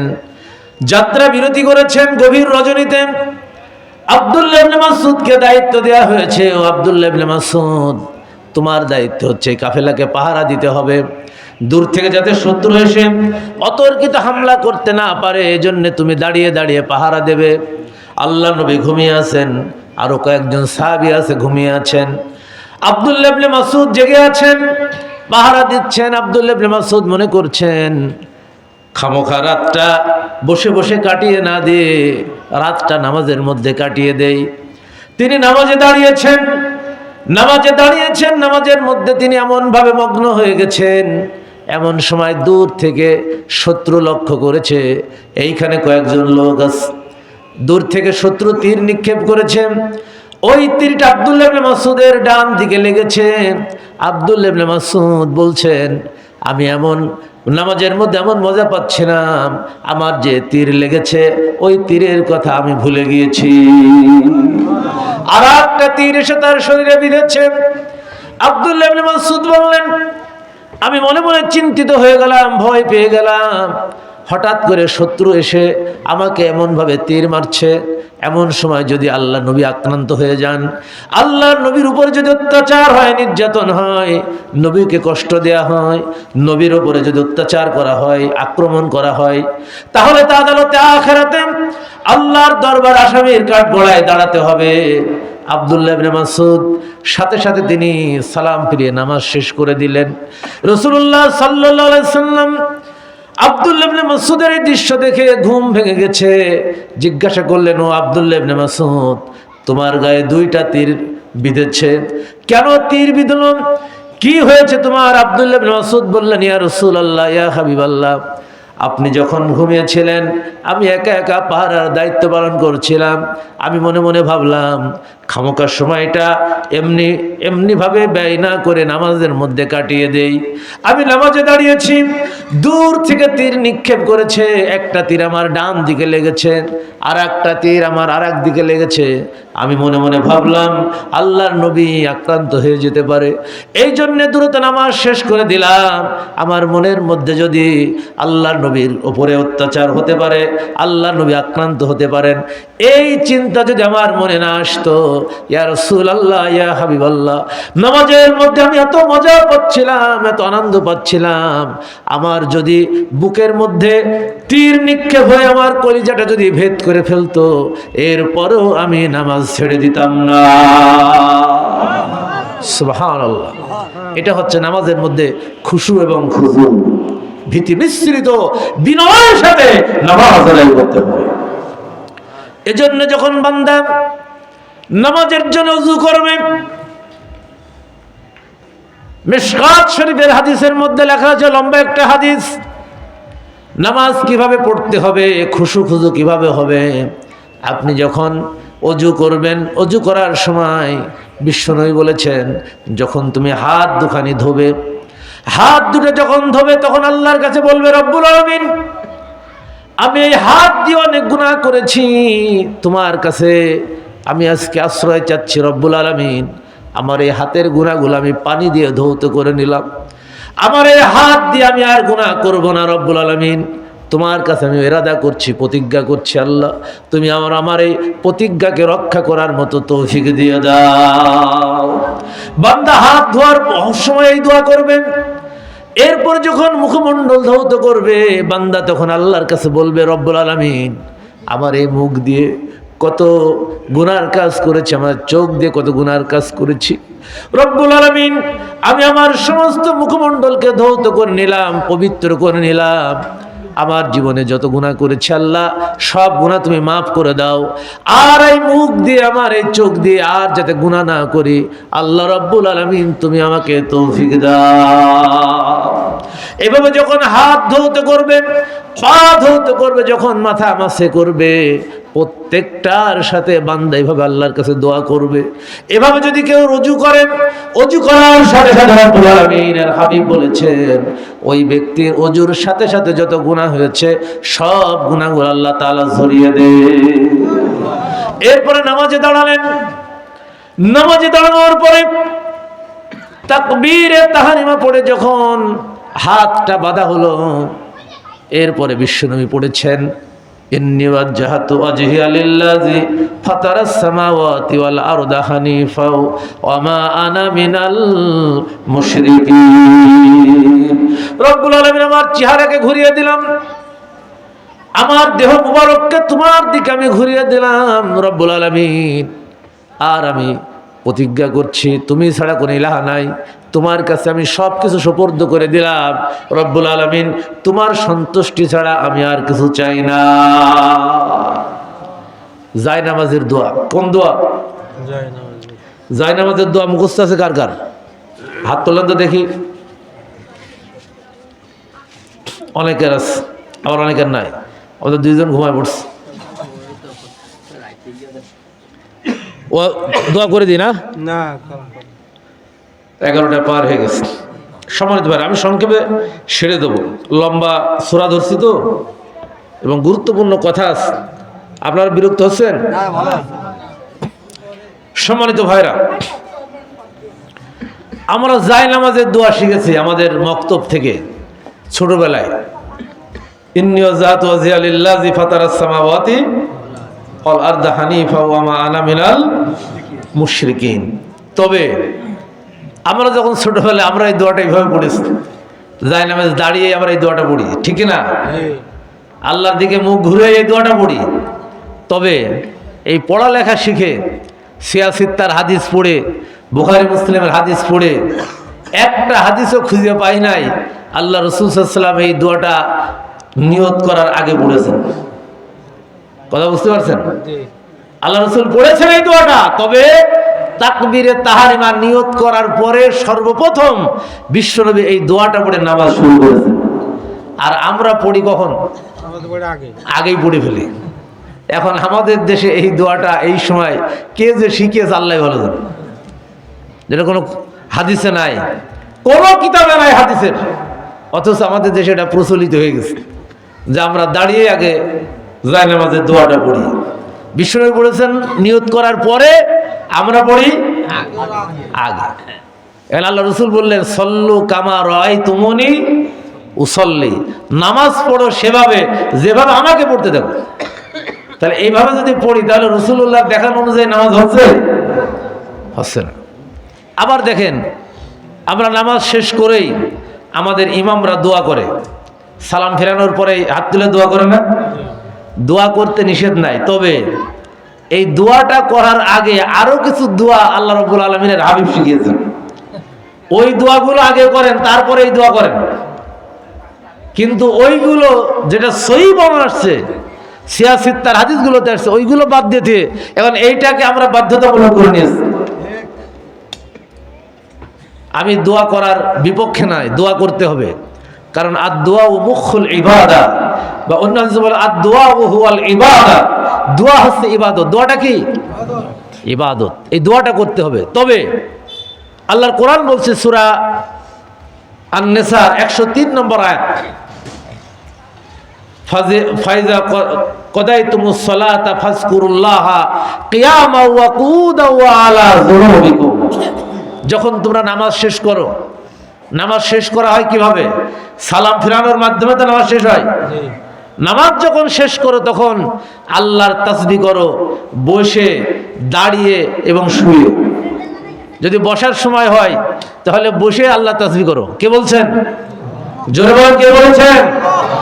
বসার সময় আপনি ব্যস্ত আছেন, মাঠে ঘাটে কাজ আছে, ব্যবসা বাণিজ্যর কাজ আছে, আপনার চাকরির সময় হয়ে গেছে, আল্লাহ কোরআন বলছে যদি বসার সময় না থাকে তুমি দাঁড়িয়ে দাঁড়িয়ে হাঁটতে হাঁটতে আল্লাহর তাসবিহ করো। কে বলেছে?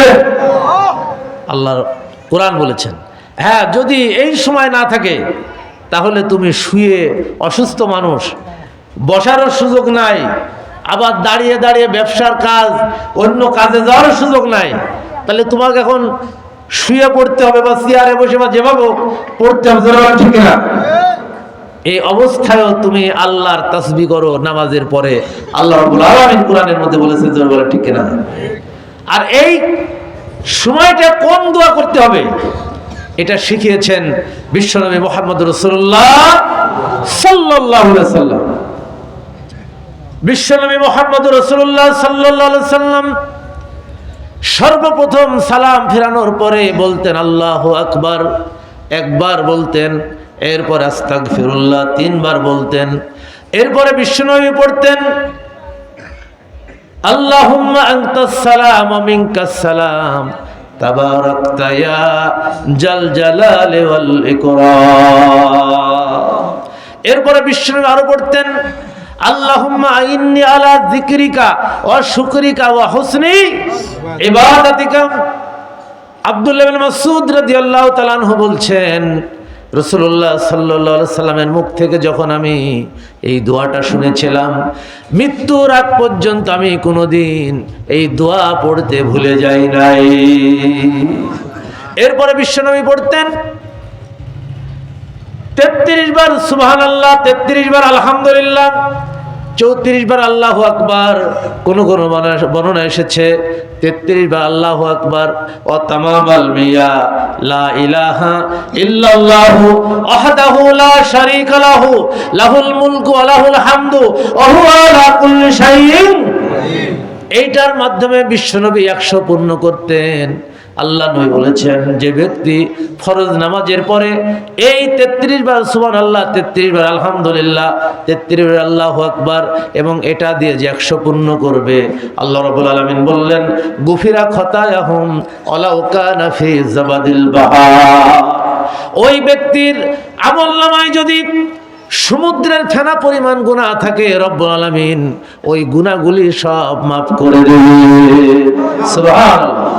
বিশ্বনবী প্রত্যেক ফরজ নামাজের পরে সূরা ইখলাস পড়তেন একবার, সূরা ফালাক পড়তেন একবার, সূরা নাস পড়তেন একবার, মাগরিবের পরে এবং ফজরের পরে বিশ্বনবী 3 বার করে পড়তেন।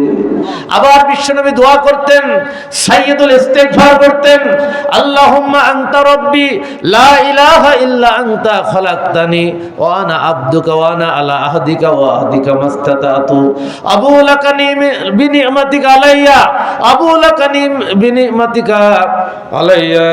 আল্লাহ রাব্বুল আলামিনের হাবিব বললেন সাইয়্যিদুল ইস্তিগফার প্রত্যেক নামাজের পর বিশ্বনবী করতেন। কোন মুসলমান যদি প্রত্যেক ফরজ নামাজের পরে সাইয়্যিদুল ইস্তিগফার পড়ে, আল্লাহ নবী বলেছেন ওই ব্যক্তির মরার সাথে সাথে আল্লাহ রাব্বুল আলামিন জান্নাত দিয়ে দেবে। আবার বিশ্বনবী আয়াতুল কুরসি পড়তেন প্রত্যেক ফরজ নামাজের পরে। আল্লাহ রাব্বুল আলামিনের হাবিব বলেছেন যে ব্যক্তি ফরজ নামাজের পরে আয়াতুল কুরসি প্রত্যেক নামাজের সাথে পড়বে, আল্লাহ রাব্বুল আলামিন বললেন মরার সাথে সাথে ওই ব্যক্তি আল্লাহ রাব্বুল আলামিন জান্নাতে দিয়ে দেবে। সুবহানাল্লাহ। এখন আমাদের সমাজে আমাদের ইমামরা এই দোয়াগুলো শেখায় না, এই দোয়াগুলোকে শেখায়।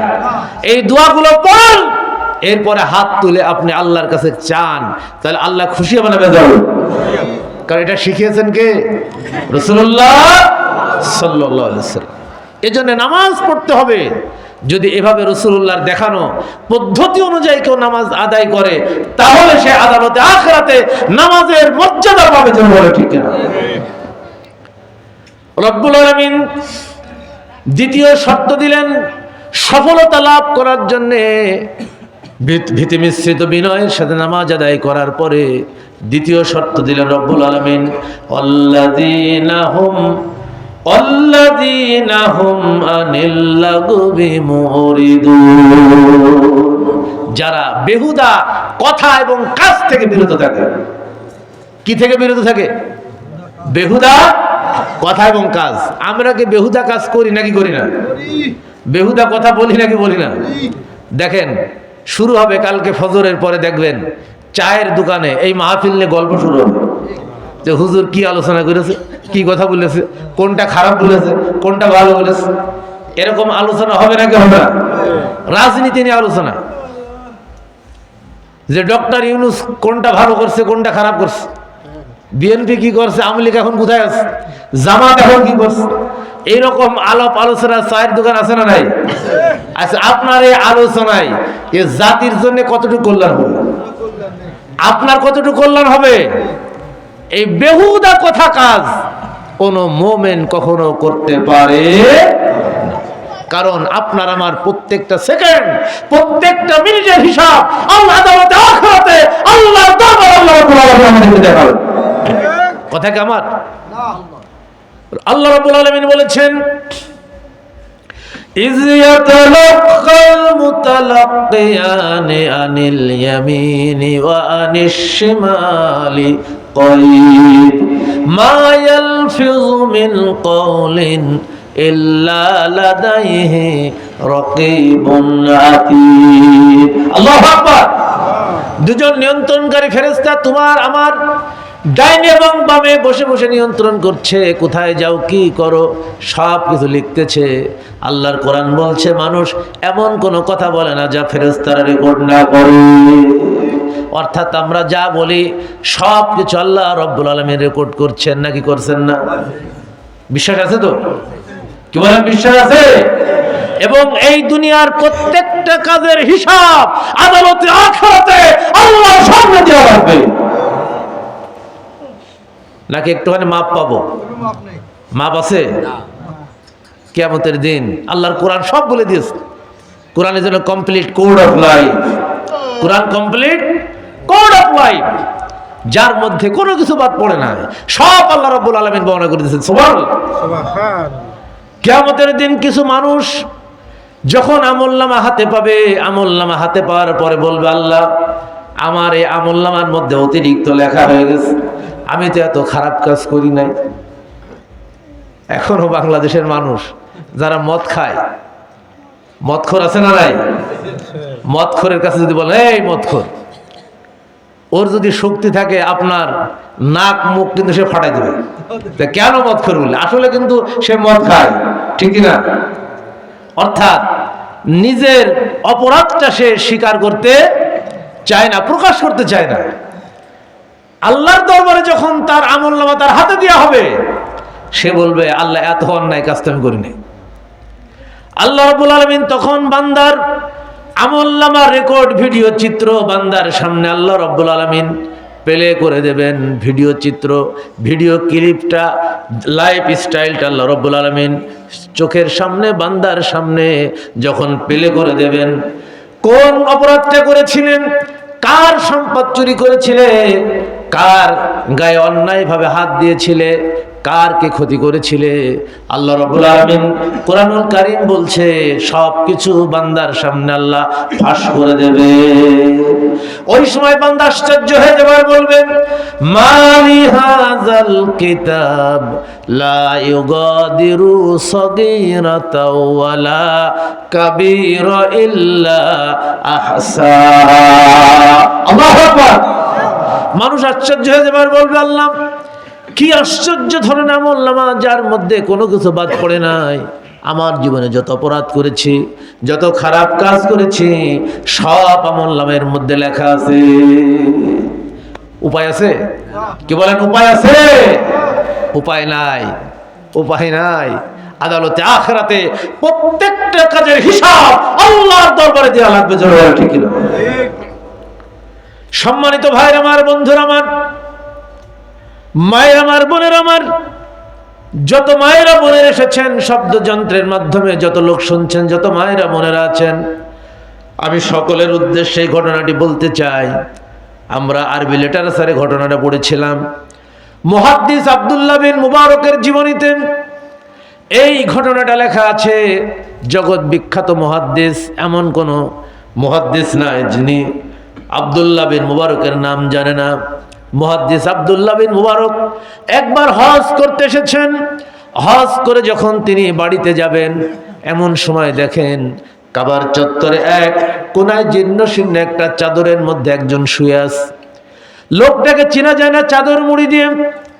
মুহাদ্দিস আব্দুল্লাহ বিন মুবারক অনেকক্ষণ তিনি লক্ষ্য করলেন, কয়েক ঘন্টা যাবত দেখেন ওই চাদরের মধ্যে যিনি শুয়ে আছেন নড়েন না চড়েন না, ভাবলেন মারা গেল নাকি। কাবার চত্বরে শুয়ে আছেন। মুহাদ্দিস ওই চাদরের কাছে গিয়ে ওই ব্যক্তির কাছে গিয়ে সালাম দিলেন, আসসালামু আলাইকুম বললেন। যখন সালাম শুনলেন, ওই চাদরের মধ্য থেকে একজন বৃদ্ধা কণ্ঠ ভেসে আসলো, সালামুন আলাইকুম তিবতুম ফাদখুলুহা খালিদিন। আল্লাহু আকবার। কোরআনের আয়াত দিয়ে জবাব দিলেন যে আপনার প্রতিও শান্তি বর্ষিত হোক। মুহাদ্দিস মনে করলেন, আমি মনে করছিলাম হয়তো মারা টারা গেছে, না মারা যায় না, জীবিত আছে। কণ্ঠ শুনে বুঝলেন এটা পুরুষ মানুষ, এর মধ্যে আছে মহিলা মানুষ। মুহাদ্দিস জিজ্ঞাসা করলেন, মা সবাই তো সব কাজ নিয়ে ব্যস্ত, আপনি একা একা এভাবে কম্বলের মধ্যে শুয়ে আছেন, কি অবস্থা আপনার?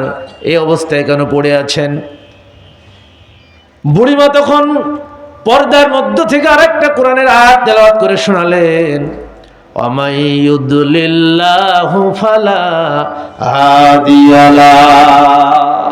আল্লাহ যাকে পথভ্রষ্ট করেন কেউ তাকে হেদায়েত দিতে পারে না। এটার দ্বারা মহিলা বুঝালেন, আসলে আমি পথ হারিয়ে গেছি। আমি কি হয়ে গেছি? পথ হারিয়ে গেছি। পথ হারিয়ে গিয়ে আমি একা একা এখানে শুয়ে আছি। মুহাদ্দিস আবার প্রশ্ন করলেন, মা এই অবস্থায় আপনি কতদিন আছেন? এই অবস্থায় তো পথ হারিয়ে গেছেন বুঝলাম, কতদিন হলো এই অবস্থায় আছেন? তখন মহিলা কোরআনের আরেকটা আয়াত তেলাওয়াত করে শোনালেন, সালাসা লায়ালিন সাওয়্যা। 3 দিন হয়ে গেল আমি এই অবস্থায় পড়ে আছি। কয়দিন? 3 দিন। মুহাদ্দিস এবার প্রশ্ন করলেন, মা 3 দিন আপনি এভাবে পড়ে আছেন, খেয়েছেন কি? কি আপনি খেয়েছেন? কে আপনাকে খাওয়িয়েছেন?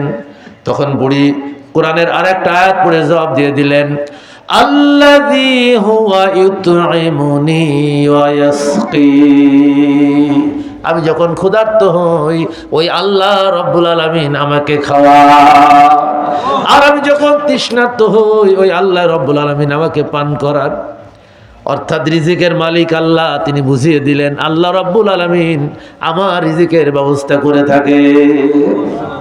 মুহাদ্দিস আবার বললেন, বুড়িমা আমার কাছে কিছু খাবার আছে, আপনি এখান থেকে খাবারগুলো নিয়ে আপনি একটু খাবার খান, আপনি না জানি কতদিন না খেয়ে আছেন। তখন বুড়ি বলল, সুম্মা আতিম্মুস সিয়ামা ইলাল লাইল। কোরআন আয়াত পড়ে শোনালেন যে তোমরা তোমাদের রোজাকে রাত পর্যন্ত পূর্ণ করো। এ কথার দ্বারা বুড়ি বুঝালেন, মুহাদ্দিস আমি রোজা আছি, তুমি খাবার খেতে বললেও আমি খাবার খাবো না। মুহাদ্দিস বললেন, মা আপনি নিঃসন্দেহে সফরের হালতে আছেন আর নফল রোজা আছেন। আল্লাহ রাব্বুল আলামিন ফরজ রোজাও তো সফরের হালতে মাফ করে দিয়েছেন, রোজা ভাঙতে পারবেন, আর আপনি তো সফরের হালতে আছেন আর নফল রোজা রেখেছেন, কাজেই আপনি রোজাটা ভেঙে ফেলেন, রোজাটা ভেঙে আমার কাছ থেকে খাদ্য গ্রহণ করে। মহিলা আবার আরেকটা কোরআনের আয়াত শুনিয়ে দিলেন, ওয়া আন তাসুমু খায়রুল লাকুম ইন কুনতুম তা'লামুন। আল্লাহু আকবার। মহিলা বুঝালেন, কোরআন আয়াত পড়ে শোনালেন, তোমরা যদি রোজা পূর্ণ করো এটাই হচ্ছে তোমাদের জন্য কল্যাণকর। মহিলাটার দ্বারা বুঝালেন, ও মুহাদ্দিস তুমি যতই বলো না কেন আমি রোজা ভাঙবো না। মুহাদ্দিস চিন্তা করলেন, এই মহিষী মহিলা, এই মহিলাকে একা এখানে ফেলে রেখে চলে যাওয়া ঠিক হবে না। এবার মুহাদ্দিস জিজ্ঞাসা করলেন, ও বুড়িমা আমি যতবার প্রশ্ন করেছি তুমি কোরআন দিয়ে জবাব দিয়েছ, কারণটা কি? তুমি কি মাতৃভাষায় কথা বলো না? তখন মুহাদ্দিসের কথা শুনে বুড়িমা বলছেন, মা ইয়ালফিযু মিন কাওলিন ইল্লা লাদাইহি রাকীবুন আতীদ। মানুষ এমন কোনো কথা বলে না যা ফেরেশতারা রেকর্ড না করে। ও মুহাদ্দিস, আমি কোরআন দিয়ে কথা বলি এই কারণে, কোরআনের বাইরে যদি আমি কথা বলতে চাই ওখানে বেহুদা কথা হয়ে যেতে পারে, আমার জীবনে গুনাহ হয়ে যেতে পারে। এই জন্যে আমি যতদূর সম্ভব কোরআন দিয়ে কথা বলি। কোরআন দিয়ে কথা বললেন প্রতিটা হরফে আমার 10টা করে নেকি হয়, আমার 10টা করে সওয়াব আমার আমলনামায় লেখা হয়, আর গুনার হাত থেকে আমি বেঁচে থাকতে পারি। মুহাদ্দিস, এই জন্যে আমি কোরআন দিয়ে প্রত্যেকটা প্রশ্নের জবাব দিয়ে দেই। সুবহানাল্লাহ। মুহাদ্দিস এখন চিন্তা করলেন এই মহিয়সী মহিলাকে তো রেখে আসলে যাওয়া ঠিক হবে না। এবার মুহাদ্দিস জিজ্ঞাসা করলেন, বুড়িমা আপনার বাড়ি কোথায়? আপনার বাড়িতে আমি পৌঁছে দিতে চাই, আপনি যদি অনুমতি দেন তাহলে আমি আপনাকে আপনার বাড়িতে পৌঁছে দেব। মহিলা আবার কোরআনের আয়াত পড়ে শুনিয়ে দিলেন, ওয়া ইন তাফআলু মিন খায়রিন ইয়ালামুহুল্লাহ। কেউ যদি কল্যাণকর কাজ করতে চায় বা কল্যাণকর কাজ করে আল্লাহ রাব্বুল আলামিন এইটার প্রতিদান দেবেন। এইটা আল্লাহ, এই সম্পর্কে আল্লাহ তাআলা অবগত আছেন। অর্থাৎ মহিলা সম্মতি জানালেন, আপনি যে কল্যাণকর কাজের নিয়ত করেছেন এই ব্যাপারে আমার কোনো আপত্তি নাই। মুহাদ্দিস আবার উটটা এগিয়ে দিলেন, বুড়িমাকে বললেন, বুড়িমা আপনি উটের হাওদার উপরে উঠুন। বুড়িমা এবার উটের হাওদার উপরে উঠার জন্য তৈরি হয়েছে। মুহাদ্দিস উটের দিকে তাকিয়ে আছে। ওই সময় বুড়িমা কোরআনের আয়াত তেলাওয়াত করে শুনিয়ে দিলেন, কুল লিল মুমিনিনা ইয়াগুদ্দু মিন আবসারিহিম ওয়া ইয়াহফাযু ফুরুজাহুম। আল্লাহ রাব্বুল আলামিন বলছেন, ও নবী, মুমিন পুরুষদেরকে বলে দাও তারা যেন তাদের লজ্জাস্থান সমূহের হেফাজত করে এবং তাদের চক্ষুকে নিম্নগামী করে রাখে।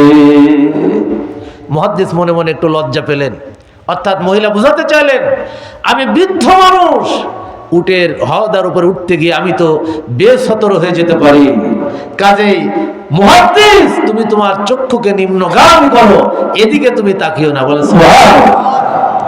পর্দার প্রতি কেমন আগ্রহ, আল্লাহর প্রতি কেমন ভয় এই মহিলার ছিল, একটুখানি চিন্তা করে দেখুন।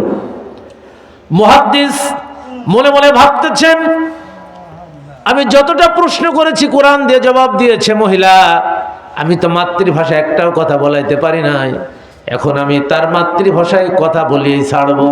মুহাদ্দিসের মধ্যে একটু জেদ আছে, এত বড় জগৎ বিখ্যাত মুহাদ্দিস আমি, আর আমার সামনে কোরআন দিয়ে কথা বলবে, তাকে আমি মাতৃভাষায় কথা না বলিয়ে ছাড়বো না।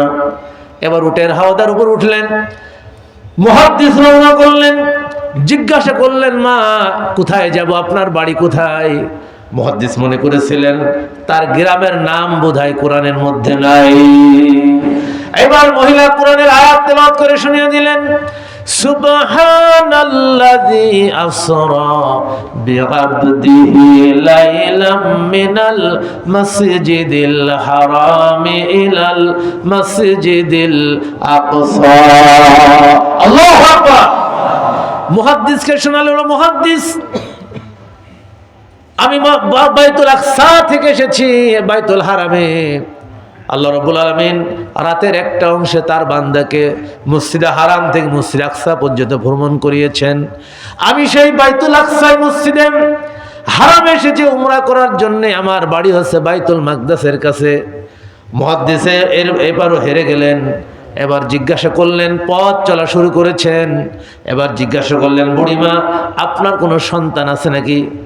বুড়িমা আবার কোরআনে আয়াত শুনিয়ে দিলেন, আল মালু ওয়াল বানুনা জিনাতুল হায়াতিদ দুনিয়া।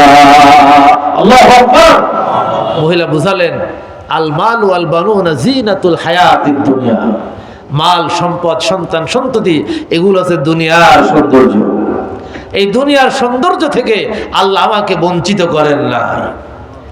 মুহাদ্দিস আবার মনে মনে ভাবলেন এইবার আমি বুড়িকে মাতৃভাষায় কথা বলিয়েই ছাড়বো, কারণ তার ছেলেদের নাম কি মেয়েদের নাম কি এগুলো তো কোরআনের মধ্যে হয়তো বা নাই। এবার মুহাদ্দিস জিজ্ঞাসা করলেন, মা আপনার ছেলেদের নাম কি? মুহাদ্দিস এবার কোরআনের মহিলা এবার কোরআনের 3টা আয়াত তেলাওয়াত করে শুনিয়ে দিলেন।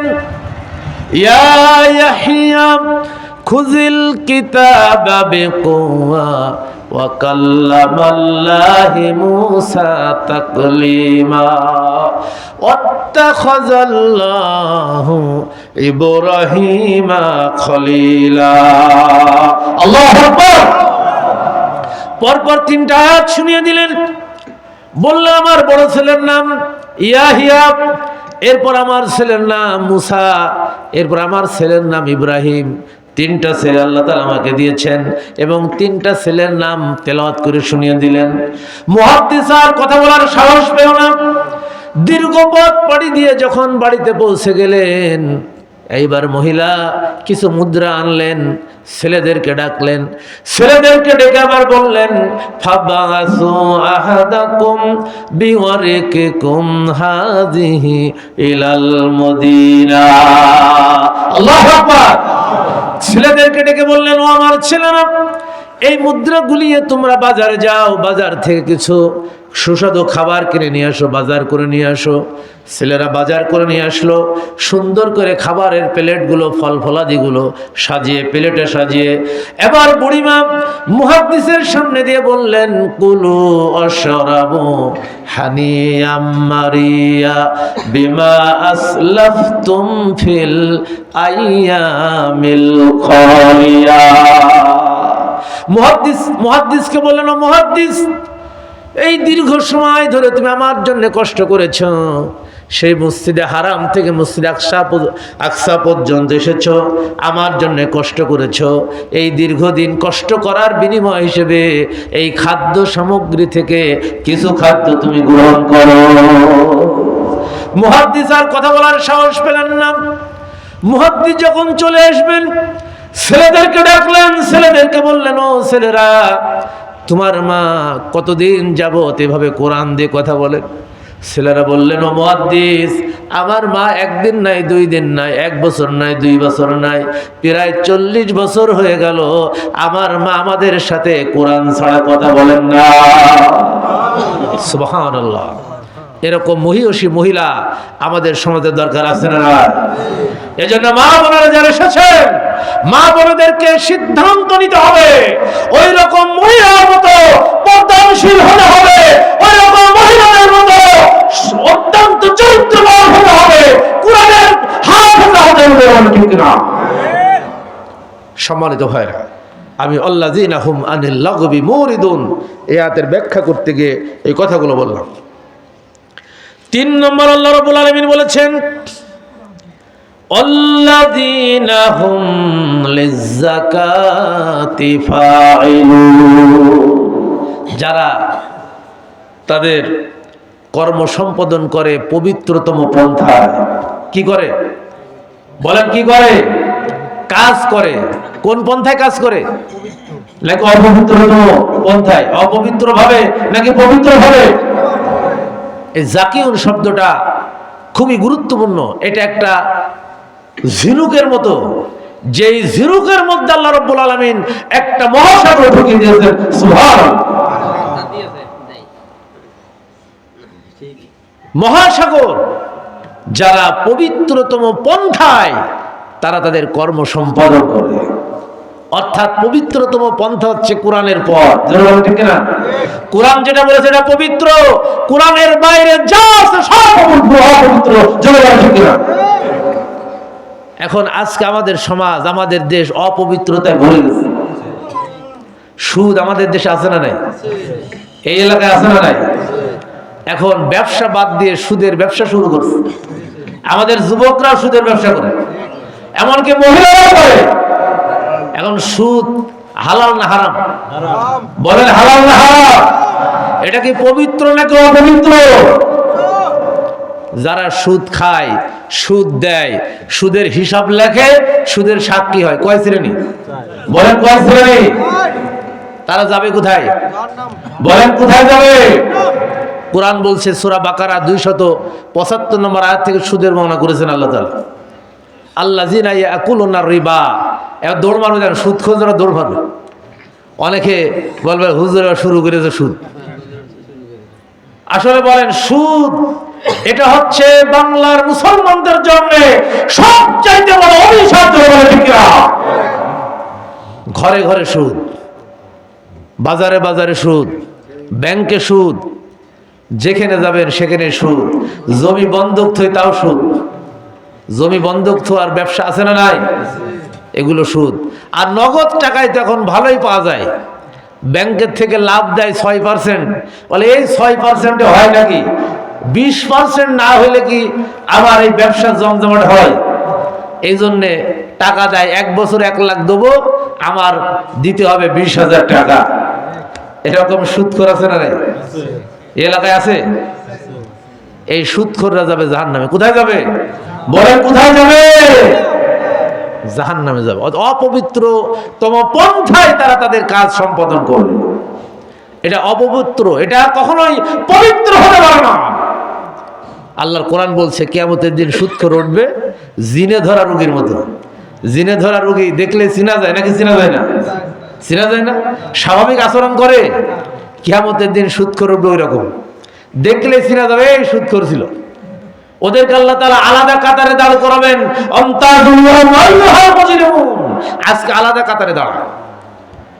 দুনিয়ায় বড় বাহাদুরি দেখাইছো, সুদের ব্যবসা করে টাকার মালিক হয়েছো, ঘুষের ব্যবসা করে টাকার মালিক হয়েছো, ক্ষমতার মালিক হয়েছো, ক্ষমতার মালিক হয়ে মানুষের জীবন করতে চাইছো।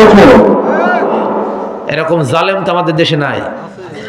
এই বিগত 15 বছর ছিল না? জালেম ছিল কিনা?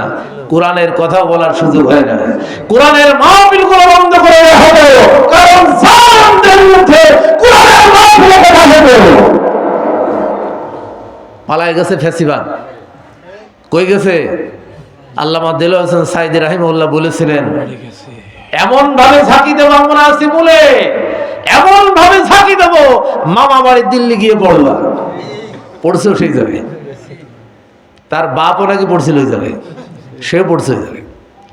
সম্মানিত ভাইরা, আল্লাহওয়ালা কোরআনের কর্মীদের কথা আল্লাহ তাআলা 100 মিলাই দেন। জোর ঠিক না? যা বলেছেন সে ভেবে বলুক আর যেভাবে বলুক আল্লাহ সেটাই কবুল করেন। জোর বলা ঠিক না? কিন্তু ফ্যাসিবাদের দূষর আজও আছে না নাই? এই ফ্যাসিবাদের দূষর তাই যারা কোরআনের কথা বললে কোরআনের বিরোধিতা করে, ঠিক না? ইসলামের কথা বললে ইসলামের যারা বিরোধিতা করে তারাই হচ্ছে ফ্যাসিবাদের দূষর। সুদের কথা বললেই যাদের গায়ে জ্বালা বাঁধে তারাই হচ্ছে এই ফ্যাসিবাদের দূষর। কারণ সুদ হারাম করেছে আল্লাহ। কে হারাম করেছেন? সারা পৃথিবী যদি একদিকে যায়, আমি ডক্টর হাবিবুর রহমান একদিকে থাকতে হবে আল্লাহর কোরআনের পক্ষে। এটাই হচ্ছে ঈমান। এটা কি? রাসূলুল্লাহ সাল্লাল্লাহু আলাইহি সাল্লাম যখন এই কোরআন নিয়ে মক্কায় দাঁড়ালেন, আল্লাহ নবী একদিকে সমগ্র আবু জেহেল, আবু লাহাব, উতবা, সাইবার নেতৃত্বে সমস্ত মক্কা নগরী একদিকে। আল্লাহ নবী ভয় পেয়েছিলেন? কি বলেন? ভয় পেয়েছিলেন? তিনি ভয়ে ভীত হন নাই, বরং আল্লাহর উপরে তাওয়াক্কুল করে জুলুম অত্যাচার সহ্য করে আল্লাহর কোরআনের দাওয়াত মানুষের কাছে পৌঁছে দিয়েছেন। এটা হচ্ছে আলেমের বৈশিষ্ট্য, এটা নবীদের বৈশিষ্ট্য। কখনো হক আর বাতিল এক হতে পারে না। সম্মানিত ভাইরা, আলো আর অন্ধকার এক হয়? এক জায়গায় মেশানো যায়? যায় না। ঠিক তেমনি ভাবে কোরআনের কর্মীদের সাথে যারা কোরআনের বিরোধিতা করে এটা কখনো এক কাতারে আসতে পারে না। আল্লাহর কোরআন বলছে সফলতা পেতে চাও, অপবিত্রতা যা আছে সব পরিহার করো, কোরআন বিরোধী যত আইন আছে এটা পরিহার করো, আর কোরআনের পক্ষে রাসূলুল্লাহর পথে তুমি এগিয়ে আসো। তাহলে তুমি পবিত্রতম জীবন যাপন করতে পারবে। সম্মানিত ভাইরা আমার, বন্ধুরা আমার, রাসূলুল্লাহ সাল্লাল্লাহু আলাইহি সাল্লামকে এই সমাজকে পবিত্র করার জন্যে, পবিত্রতম জীবনযাপন করার জন্যে আল্লাহ রাব্বুল আলামিন রাসূলকে নির্দেশ করেছেন। আল্লাহ নবী পাঠিয়েছেন এই জন্যে। সূরা বাকারার 151 নম্বর আয়াত আল্লাহ তাআলা বলেছেন, কামা আরসালনা ফীকুম রাসূলাম মিনকুম ইয়াতলু আলাইকুম আয়াতিনা ওয়া ইউযাক্কিকুম ওয়া ইউআল্লিমুকুমুল কিতাবা ওয়াল হিকমা ওয়া ইউআল্লিমুকুম মা লাম তাকুনু তা'লামুন। আল্লাহু আকবার। কামা আরসালনা ফীকুম রাসূলাম মিনকুম, আমি তোমাদের মধ্য থেকে একজন রাসূল তোমাদের মাঝে পাঠিয়েছি। এই রাসূলের দায়িত্ব ছিল আমার আয়াতকে তেলাওয়াত করবে, শোনাবো। আমাদের দায়িত্ব কি? বলে আমাদের দায়িত্ব কি? আল্লাহর কথাগুলিকে মানুষের কাছে বুঝিয়ে দেয়া, তেলাওয়াত করবে, শোনানো। এটা ছিল নবীদের দায়িত্ব। 2 নম্বর দায়িত্ব ছিল ইযাক্কিকুম, জাতিকে পবিত্র করা। জাতিকে কি করা? মক্কার সমাজ কি পবিত্র ছিল না অপবিত্র ছিল? অপবিত্র ছিল। পবিত্র কোথায় ছিল?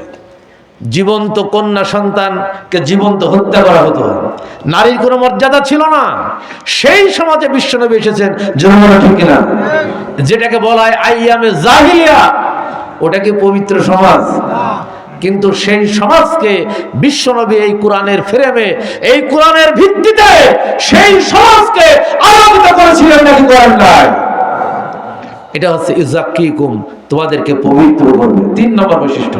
সময় কম, আমি আর আলোচনা বেশিক্ষণ করব না। 4 নম্বর হচ্ছে আল্লাযীনা হুম লিফুরুজিহিম হাফিজুন, যারা তাদের লজ্জাস্থানের হেফাজত করবে। কি করবে? লজ্জাস্থান সমূহের হেফাজত করবে। নারী পুরুষ সকলের জন্য আল্লাহ রাব্বুল আলামিন পর্দা বিধানকে ফরজ করে দিয়েছেন, ঠিক কিনা? বেপর্দা মানুষ জান্নাতে যাবে না জাহান্নামে যাবে? আমরা পর্দার আলোচনা করলে শুধু মা বোনদের কথা বলি, কিন্তু পুরুষের যে পর্দা আছে এই কথা কেউ বলি না। পুরুষের পর্দা আছে না নাই? আছে। ঘরে ঢোকার সময় পর্দা আছে না? মানুষের বাড়ি ঢোকার সময় পর্দা কি? মানুষের বাড়ি ঢুকতে হলে আগে তার কাছ থেকে অনুমতি নিতে হবে অথবা সালাম দিতে হবে।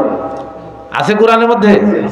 এটা সূরা আন-নূরের 27 নম্বর আয়াত আল্লাহ তাআলা বলেছেন, লা তাদখুলু বুয়ুতান গায়রা বুয়ুতিকুম হাত্তা তাস্তাইসু ওয়া তুসাল্লিমু আলা আহলিহা। মানুষের ঘরে একে অপরের ঘরে প্রবেশ করো না যতক্ষণ না সালাম দাও অথবা অনুমতি নাও। যদি অনুমতি না হয় ফিরে যাও। কিন্তু আমাদের দেশে দেখবেন এই যে কৃষক শ্রেণীর মানুষ যারা গ্রামে বসবাস করে, তারা দেখবেন ও বউ কি রান্না করছেন বলতে বলতে ঘরের মধ্যে ঢুকে পড়ে। এরকম হয় না? বাড়ির মধ্যে ঢুকে পড়ে, কোনো অনুমতি নাই। অথচ আল্লাহর কোরআন বলছে অনুমতি ছাড়া ঘরের মধ্যে প্রবেশ, বাড়িতে প্রবেশ করো না। এখানে বুয়ুত বলেছেন, বাইতুন মানে ঘর, বাড়ি। গুরফা শব্দ বলে না, গুরফা অর্থ বোঝা যাচ্ছে 4 দেয়াল বেষ্টিত ঘর। আর বাইতুন শব্দ হচ্ছে বাড়ি। এই যে প্রাচীর দিয়ে ঘিরা আছে, এই পুরো এলাকাটা হচ্ছে বাড়ি বলা হয়। এই বাড়ির মধ্যে তোমরা ঢুকো না, প্রবেশ করো না যতক্ষণ না অনুমতি নাও অথবা সালাম দাও। কিন্তু আমরা একদম কোনো অনুমতি ছাড়াই বাড়ির মধ্যে ঢুকে যায়। মহিলারা কি অবস্থায় আছে না আছে এইটা আমরা জানার চেষ্টা করি না, জোর বলা ঠিক না? এটাকে পর্দা হলো পুরুষের। রাস্তা দিয়ে হাঁটতেছেন, আল্লাহর কোরআন বলছে মুমিন পুরুষদেরকে বলে দাও তারা যেন তাদের চক্ষুকে নিম্নগামী করে। তাহলে পুরুষের দায়িত্ব আছে কি নারীর দিকে তাকানো নাকি? নাকি নারীর থেকে চোখ ফিরিয়ে মাটির দিকে তাকানো? জোরে বলেন কোনটা? এটা হচ্ছে পুরুষের পর্দা। মহিলার পর্দা কি? মহিলার পর্দাটার অংশটা একটু বেশি। আল্লাহর কোরআন বলছে মহিলারা যেন বেপর্দা রাস্তায় ঘোরাফেরা না করে।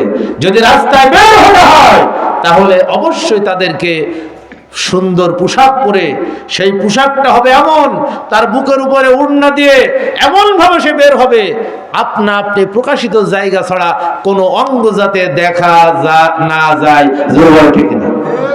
কিন্তু এখন মেয়েরা যখন বিয়ের আসরে যায়, কোনো বিয়ের অনুষ্ঠানে যায়, যত খোলামেলা যাওয়া যায় সেইভাবে আমাদের বোনেরা, আমাদের মায়েরা বিয়ের অনুষ্ঠানে যায় নাকি যায় না? এদেরকে বলা হয় দায়ুস। এদেরকে কি বলা হয়? দায়ুস।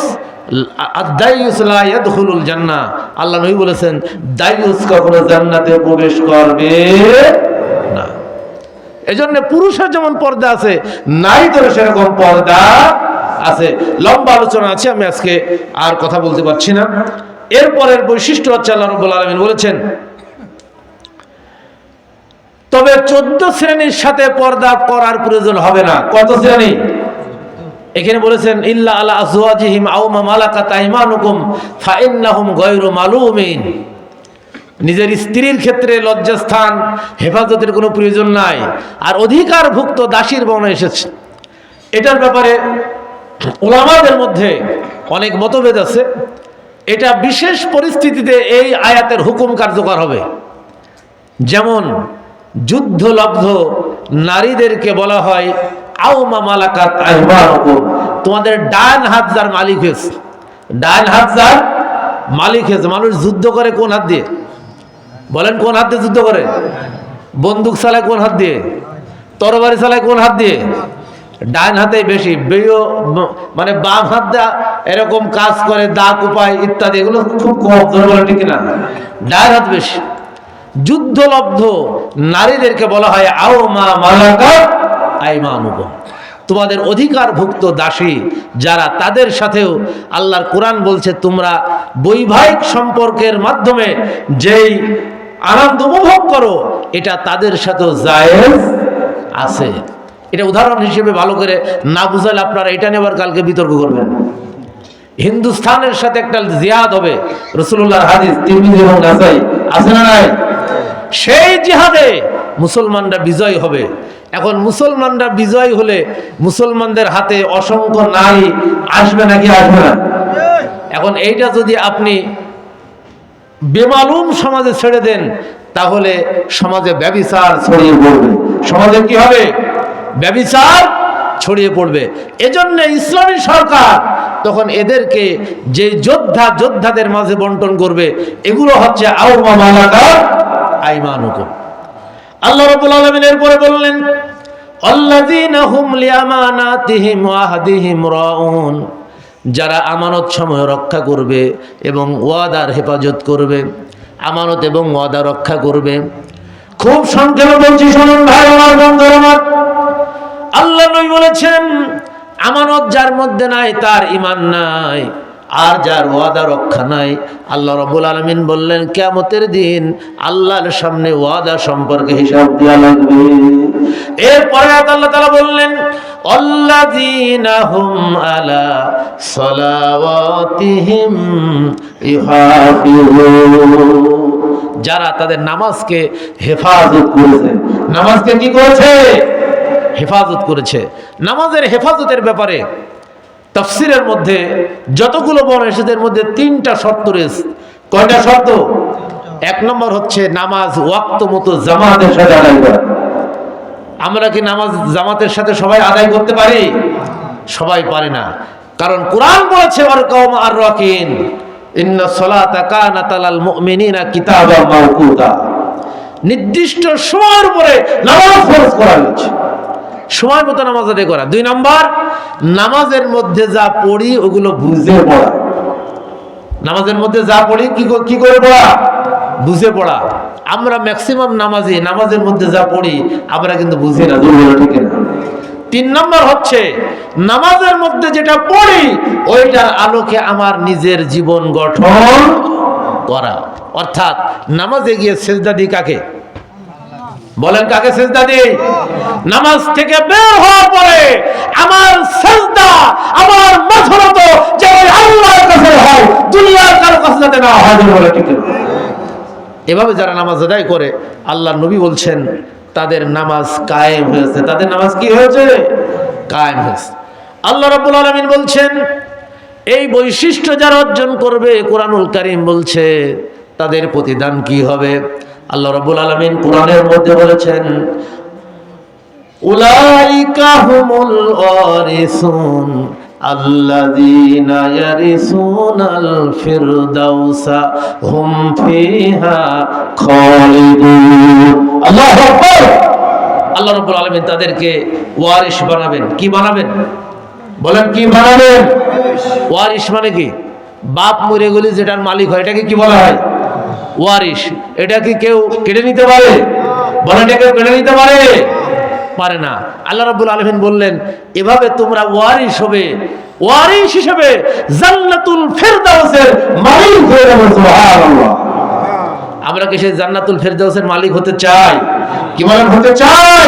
যদি হতে চাই পবিত্রতম পন্থায় আমাদের জীবন গঠন করতে হবে এবং বাংলার জমিনে এই পবিত্রতম পন্থা কোরআনের আইন যতদিন প্রতিষ্ঠিত না হয় ততদিন পর্যন্ত চেষ্টা করতে হবে। কে কে রাজি আছেন তুলে রাখুন। আলহামদুলিল্লাহ, হাত নামান। রাত গভীর হয়ে গেছে, 12টা বেজে গেছে। আমি আর কথা বলছি না। আমি যে কথাগুলো বলেছি এই কথাগুলো কোরআন থেকে বলার চেষ্টা করেছি, রাসূলুল্লাহর হাদিস থেকে বলার চেষ্টা করেছি। আমি সহ আমরা দোয়া করব আল্লাহ তাআলা আমাদের সকলকে এই কোরআনের আয়াতের আলোকে আমাদের জীবন গঠন করার তৌফিক দান করুন। সকলে বলে আমিন। এই কথা বলে আমি আপনাদের সকলের জন্য দোয়া করে আমি নিজে দোয়া চেয়ে শেষ করছি। আসসালামু আলাইকুম ওয়া রাহমাতুল্লাহি ওয়া বারাকাতুহু। সভাপতি মহোদয় কথা বললে বলেন। আল্লাহুম্মা সাল্লি আলা মুহাম্মাদ ওয়া আলা আলি মুহাম্মাদ কামা সাল্লাইতা আলা ইব্রাহিম ওয়া আলা আলি ইব্রাহিম ইন্নাকা হামিদুম মাজিদ। আল্লাহুম্মা বারিক আলা মুহাম্মাদ ওয়া আলা আলি মুহাম্মাদ কামা বারাকতা আলা ইব্রাহিম ওয়া আলা আলি ইব্রাহিম ইন্নাকা হামিদুম মাজিদ। আল্লাহুম্মা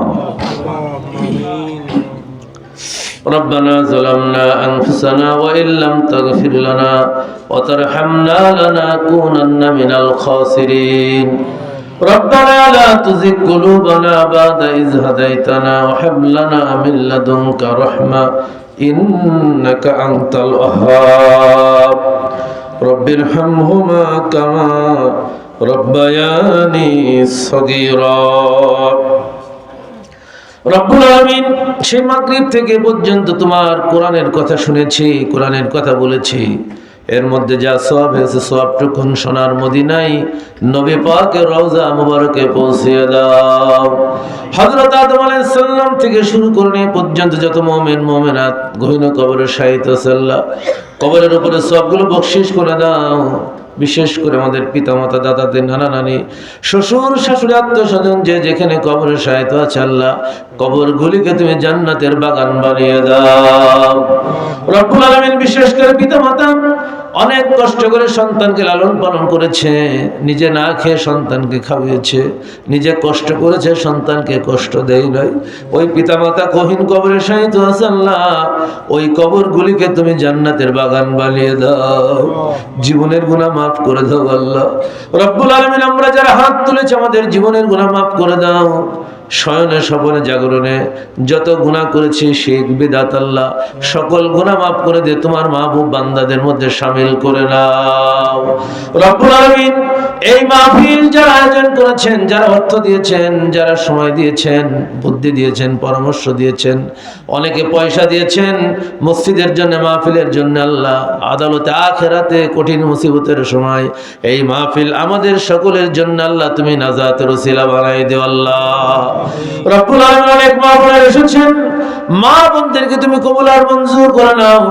মা বোনদেরকে ওই মহিষী মহিলার মতো কোরআনের হাফেজা বানিয়ে দাও। মা বোনদেরকে মা ফাতেমার মতো পর্দানশীল বানিয়ে দাও। মা আয়েশার মতো জ্ঞানী বানিয়ে দাও। মা খাদিজার মতো ত্যাগী বানিয়ে দাও। মা বোনদের পেট থেকে আল্লাহ সালাউদ্দিন আইয়ুবী দাও, জামালউদ্দিন আফগানি দাও, হযরতে আলীর উত্তরসূরি রব্বুল আলামিন দাও। রব্বুল আলামিন মা বোনেরা এসেছেন, মা বোনেরা তোমার দ্বীন কায়েমের জন্য মহিলাদের অঙ্গনে যাতে কাজ করতে পারে আল্লাহ তৌফিক দাও। তোমার দ্বীন কায়েমের জন্য, কোরআনের সমাজ বিনির্মাণের জন্য পুরুষরা যেভাবে কাজ করে আল্লাহ মা বোনদেরকে মহিলাদের অঙ্গনে ওইভাবে কাজ করার মতো তৌফিক দিয়ে দাও। মা বোনদেরকে মা খানসার মতো ত্যাগী বানিয়ে দাও, উম্মে আম্মারার মতো মুজাহিদ বানিয়ে দাও। রব্বুল আলামিন এভাবে যত মহিলারা দ্বীন কায়েমের জন্য চেষ্টা করেছে আল্লাহ তাদের সাথে মা বোনদেরকে তুমি হাসর নসর করে দাও। রব্বুল আলামিন তোমার দরবারে ফরিয়াদ করি বলে আমাদের পরিবারকে তুমি জান্নাতি পরিবার বানিয়ে দাও। আমাদের সন্তান সন্ততিগুলিকে তোমার দ্বীনের কর্মী বানিয়ে দাও। রব্বুল আলামিন তোমার এলাকায় তোমার দ্বীনের কাজকে তুমি আরো বেগবান হিসেবে সামনের দিকে এগিয়ে নিয়ে যাওয়ার তৌফিক দিয়ে দাও রব্বুল আলামিন। দিন কায়েমের আন্দোলনে যারা শহীদ আছে রব্বুল আলামিন তাদের যোগ্যতা বাড়িয়ে দাও, নেতৃত্বের যোগ্যতা বাড়িয়ে দাও আল্লাহ। এই উপজেলাকে কবুল করে নাও, এই ইউনিয়নকে কবুল করে নাও, খাস করে এই গ্রামকে আল্লাহ রব্বুল আলামিন তুমি কবুল আর মঞ্জুর করে নাও রব্বুল আলামিন। তোমার দরবারে হাত তুলেছি, কখনকার মৃত্যু হবে জানি না, হঠাৎ করে মাইকে ভেসে আসবে ডক্টর হাবিবুর রহমান আর নাই। যখন মানুষ এই কথাটা শুনবে আত্মীয় স্বজন এসে বাড়িতে ভিড় করতে থাকবে, গ্রামের মানুষ এসে কান্নাকাটি করতে থাকবে, কেউ কান্না করবে, কেউ কোরআন তেলাওয়াত করবে। কিন্তু সমাজের মানুষগুলি যে ঘরটা আমি বানিয়েছিলাম ওই ঘর থেকে টেনে ছেড়ে বাইরে বের করে নেবে রব্বুল আলামিন। গরম পানিতে গোসল দিয়ে দেবেন। অনেক দামি গাড়ি ছিল, বাড়ি ছিল, সব পড়ে থাকবে দুনিয়ায়। 3 টুকরা সাদা কাফনের কাপড় পরিয়ে দেওয়া হবে, খাটিয়ার উপর উঠানো হবে, খাটিয়াকে কাঁধে করে কবরের কাছে নিয়ে যাওয়া হবে। কবরের মধ্যে শায়িত করে দিয়ে, কবরের মধ্যে শায়িত করে দিয়ে কবরের উপরে যখন মাটি বিছিয়ে দেওয়া হবে, যে কবরের মধ্যে কোনো বিছানা নাই, যে কবরের মধ্যে কোনো বালিশ নাই, ঠান্ডার মধ্যে শুয়ে দেওয়া হবে রব্বুল আলামিন। ওই কবরকে আমাদের জন্য তুমি সহজ করে দাও আল্লাহ, কবরকে আমাদের জন্য সহজ করে দাও আল্লাহ। কবরের মধ্যে তুমি সহায় হয়ে যাও। মুনকার নেকির আসবে, সওয়াল করবে, মার রব্বুকা মা দীনুকা মান নাবিয়ুকা। রব্বুল আলামিন 3টা প্রশ্নের জবাব সঠিকভাবে যাতে দিতে পারে আল্লাহ তৌফিক দিয়ে দাও রব্বুল আলামিন। আমাদেরকে তোমার দ্বীনের প্রতি শামিল করে নাও। যতক্ষণ না মুসলমান না হচ্ছি ততক্ষণ মৃত্যু দিও না আল্লাহ। যখন মালাকুল মাউত এসে যাবে, মালাকুল মাউত যখন আসবে আমরা বুঝতে পারবো মালাকুল মাউত চলে এসেছে। ওই কঠিন মুসিবতের সময় রব্বুল আলামিন আমাদের সকলের জবানে তুমি জারি করে দিও লা ইলাহা ইল্লাল্লাহু মুহাম্মাদুর রাসূলুল্লাহ সাল্লাল্লাহু আলাইহি ওয়া সাল্লাম। আসসালামু আলাইকুম ওয়া রাহমাতুল্লাহ।